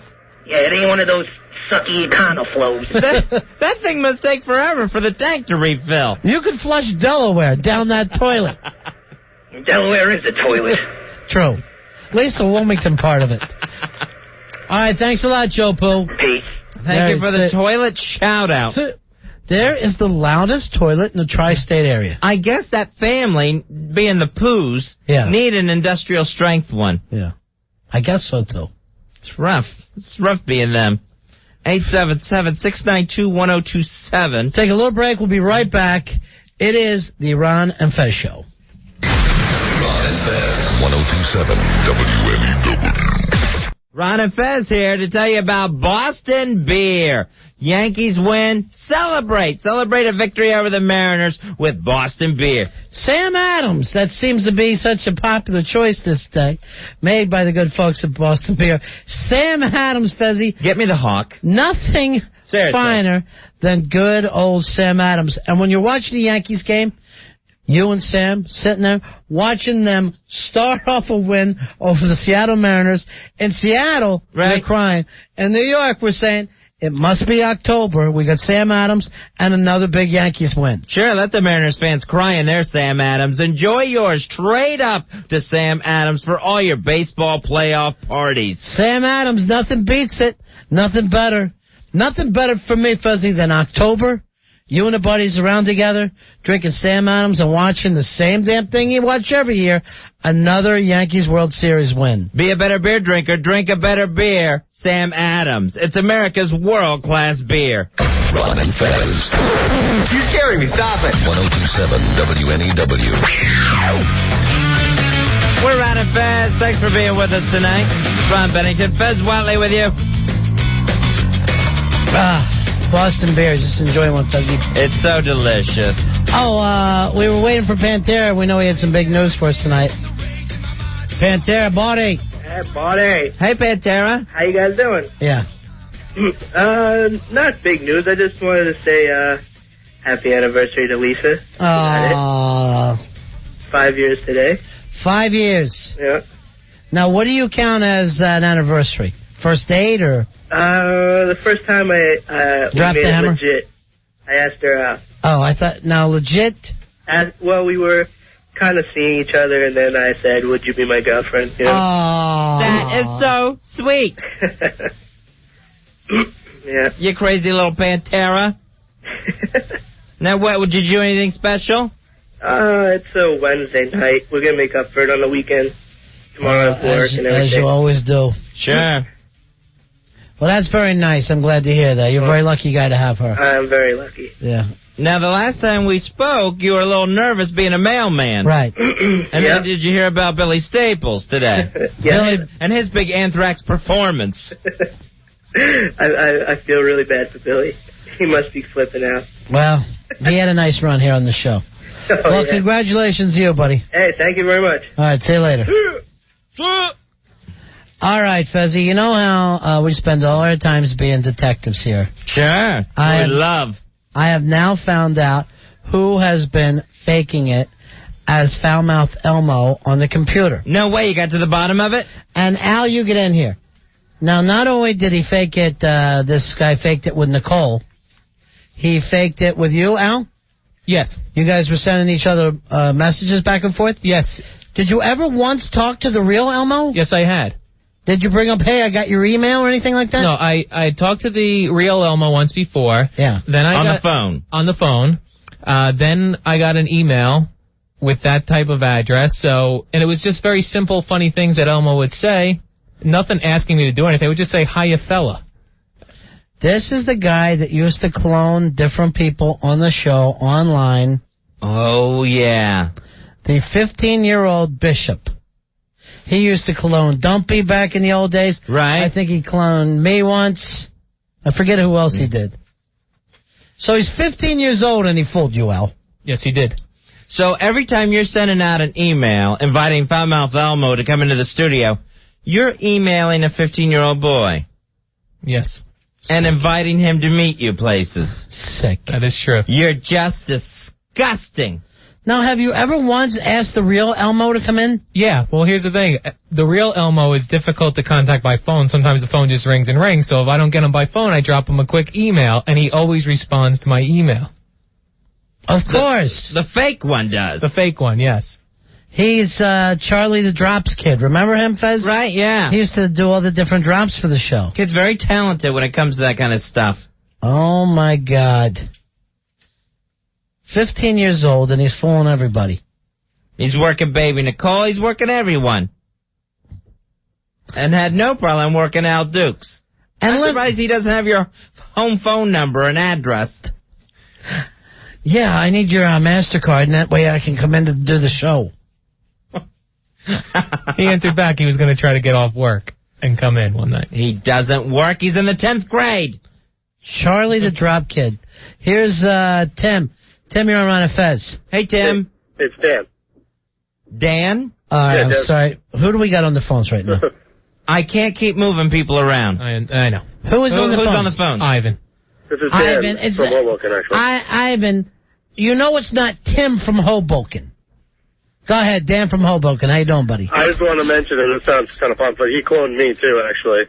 Really? Back in the overnight days. He actually owns Dan from Hoboken at AOL.com. My gosh. Like, that's why I have a stupid screen name, because of him. Yeah. He was, like, stalking me and going to chat rooms and, like, saying he was me and, like, trying to pick up girls and stuff. What an evil genius. It was great. I mean, he's an idiot for cloning me, so that's all I got to say. Now, can you take him to that international tribunal and get your squatter rights back from this kid taking your name? I don't want it. Rip Torn just had to go. No lie, to international court and get the rights to riptorn.com. Jesus. Well, he did a thing with us where he had Ron and Fez, but like Ron with a 0. Okay. Yeah. So to most people, they're not going to know. Right. Then somehow he even got my kind of family name, and he was going around doing that. I know I got his family name, but the family name came from the same person who gives it out to everybody. Who's that? I'll talk to you online. I want to talk on the air. It's Nicole. She gave it to me, at least.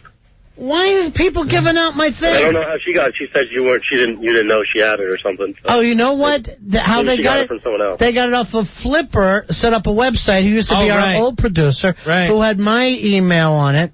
Uh-huh. That's probably why. All right, so she's giving it out to everybody? Well, no. I mean, Boy, this was way back in the day. You know, Danny, there's like a common denominator in all this stuff. It's Baby Nicole. Oh, she's the nicest stuff, Fez. All right, Dan. Hey, are you going to back up this kid... wait, we got Charlie. Is this Charlie the Drop Kid? The cloner? Or is it someone cloning Charlie now? All right, stay on with me, Dan. And change Dan's name on the thing from Tim to Dan. Thank you. You're having some night with the help tonight, Fezzy. I'll tell you what. I swear I could bring in a short bus. A full short bus, and they could outshine this staff tonight. Hey, here's Charlie. Charlie. Hey, Charlie. Hey. Now, Charlie, what do you get out of cloning Dan's name online, my name online, fun, Elmo? Huh? Just fun. What were you getting? I actually got your home screen name off of the original Ron and Fez site. No, I think that came off the Ron and Ron site from a long time ago. Yes, it was. I also got Fez's that way. Well, why are you cloning us? What do you get out of it? What do you do? Just the joy of pissing someone off. Now, how long had you worked Al Dukes here, making him think you were a foul-mouthed Elmo? Oh, it's been a while, to tell you the truth. And I just bragged to all my friends about it. Oh, Al, now you're fodder. How long did you work? You're sophomore fodder. How long did you work Baby Nicole? Oh, Baby Nicole, I worked her as Dumpy for a long time. Then you went from Dumpy to Elmo? Yeah, I did. Oh, God. If the guy's using it to work girls, you got to give him some respect for that. I mean, but when is he? Dumpy? Sooner or later, he's got to get together with him, and they're going to see that he's 15. Right. Hey, I'm 14. Are you only 14? Yeah, I'm a freshman. Oh, my God. Now, Charlie, let me ask you this. You seem to be very talented with everything you do online. Why, thank you. Now, what are your future plans? Oh, well, Run LexCorp? What he'd like to do is grow a mustache one day. Nice. I've been doing some web design and just more soundboards. Uh-huh. You know, I got that Arnold Schwarzenegger one for O&A. Yeah, that thing was good.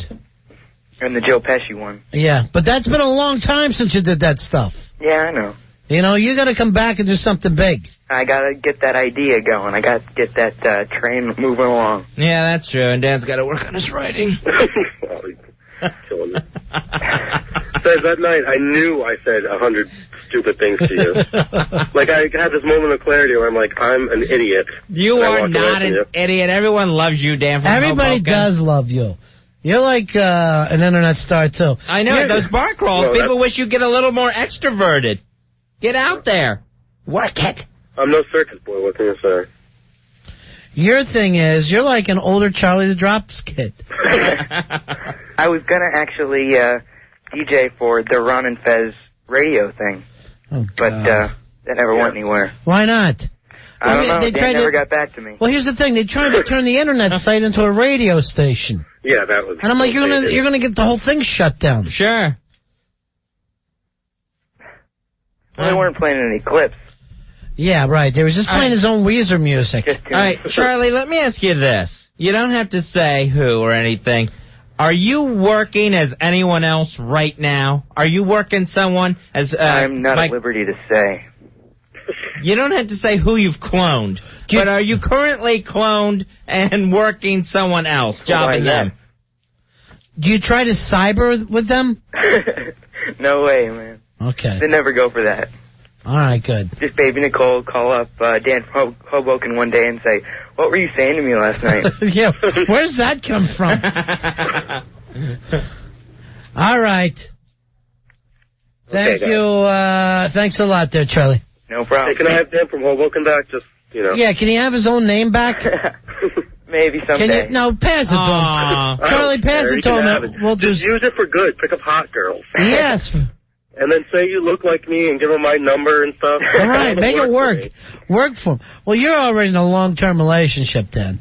Yeah. Open, but long-term. Pretty much. Yeah, right. Okay, boys. Okay. See ya. Guys hate when you say on the air that they're in a relationship.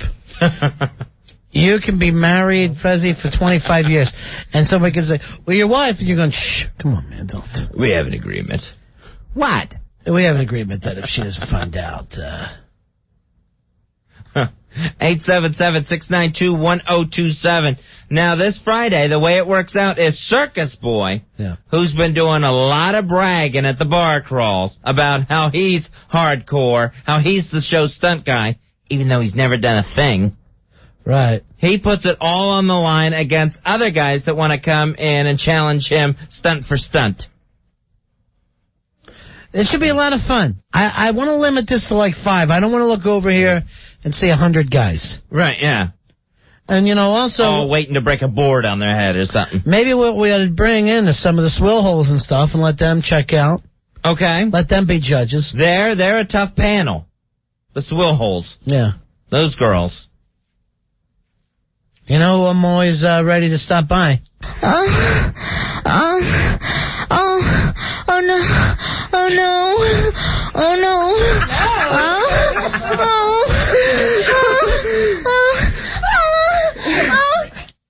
Of course, I know that she doesn't need to come in here on a Friday night. Oh, you don't know how bad I need it. Maybe she does need it. I don't know. So. But sweet Melissa, maybe a couple of judges like that. But I don't want them all leaning towards Circus Boy. Okay. You know? All right. And Circus Boy, he's got to put it all on the line because not only is he trying to keep his reputation as show stunt guy, if he doesn't have a stunt at all, he gets banned. He'll be banned from the show. He'll be banned from ronfez.net, the message board, which he just lives for. But that's only, not if he loses, only if he doesn't show. Right, yeah. That's what I said. If he doesn't have a stunt. And he seems to be scrambling. He said something today about having to spend 12 hours on a unicycle. It's just crazy talk. Literally. It's insane. Crazy talk. In this time of crisis that the country is going through, we don't need that kind of crazy thoughts and rambling. Right. We already have one nutbar running through the halls today screaming Anthrax. Maybe we should bring in the 14-year-old kid and introduce him to the world. Here, you'll be doing the following jobs.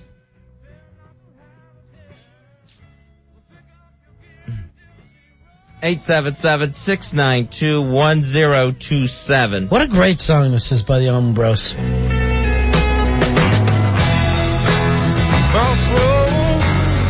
Tell me. Will you ever let him go? I tried to rectify this in the 9 o'clock hour. No one listened. And then I asked again earlier, remember? Right, yeah.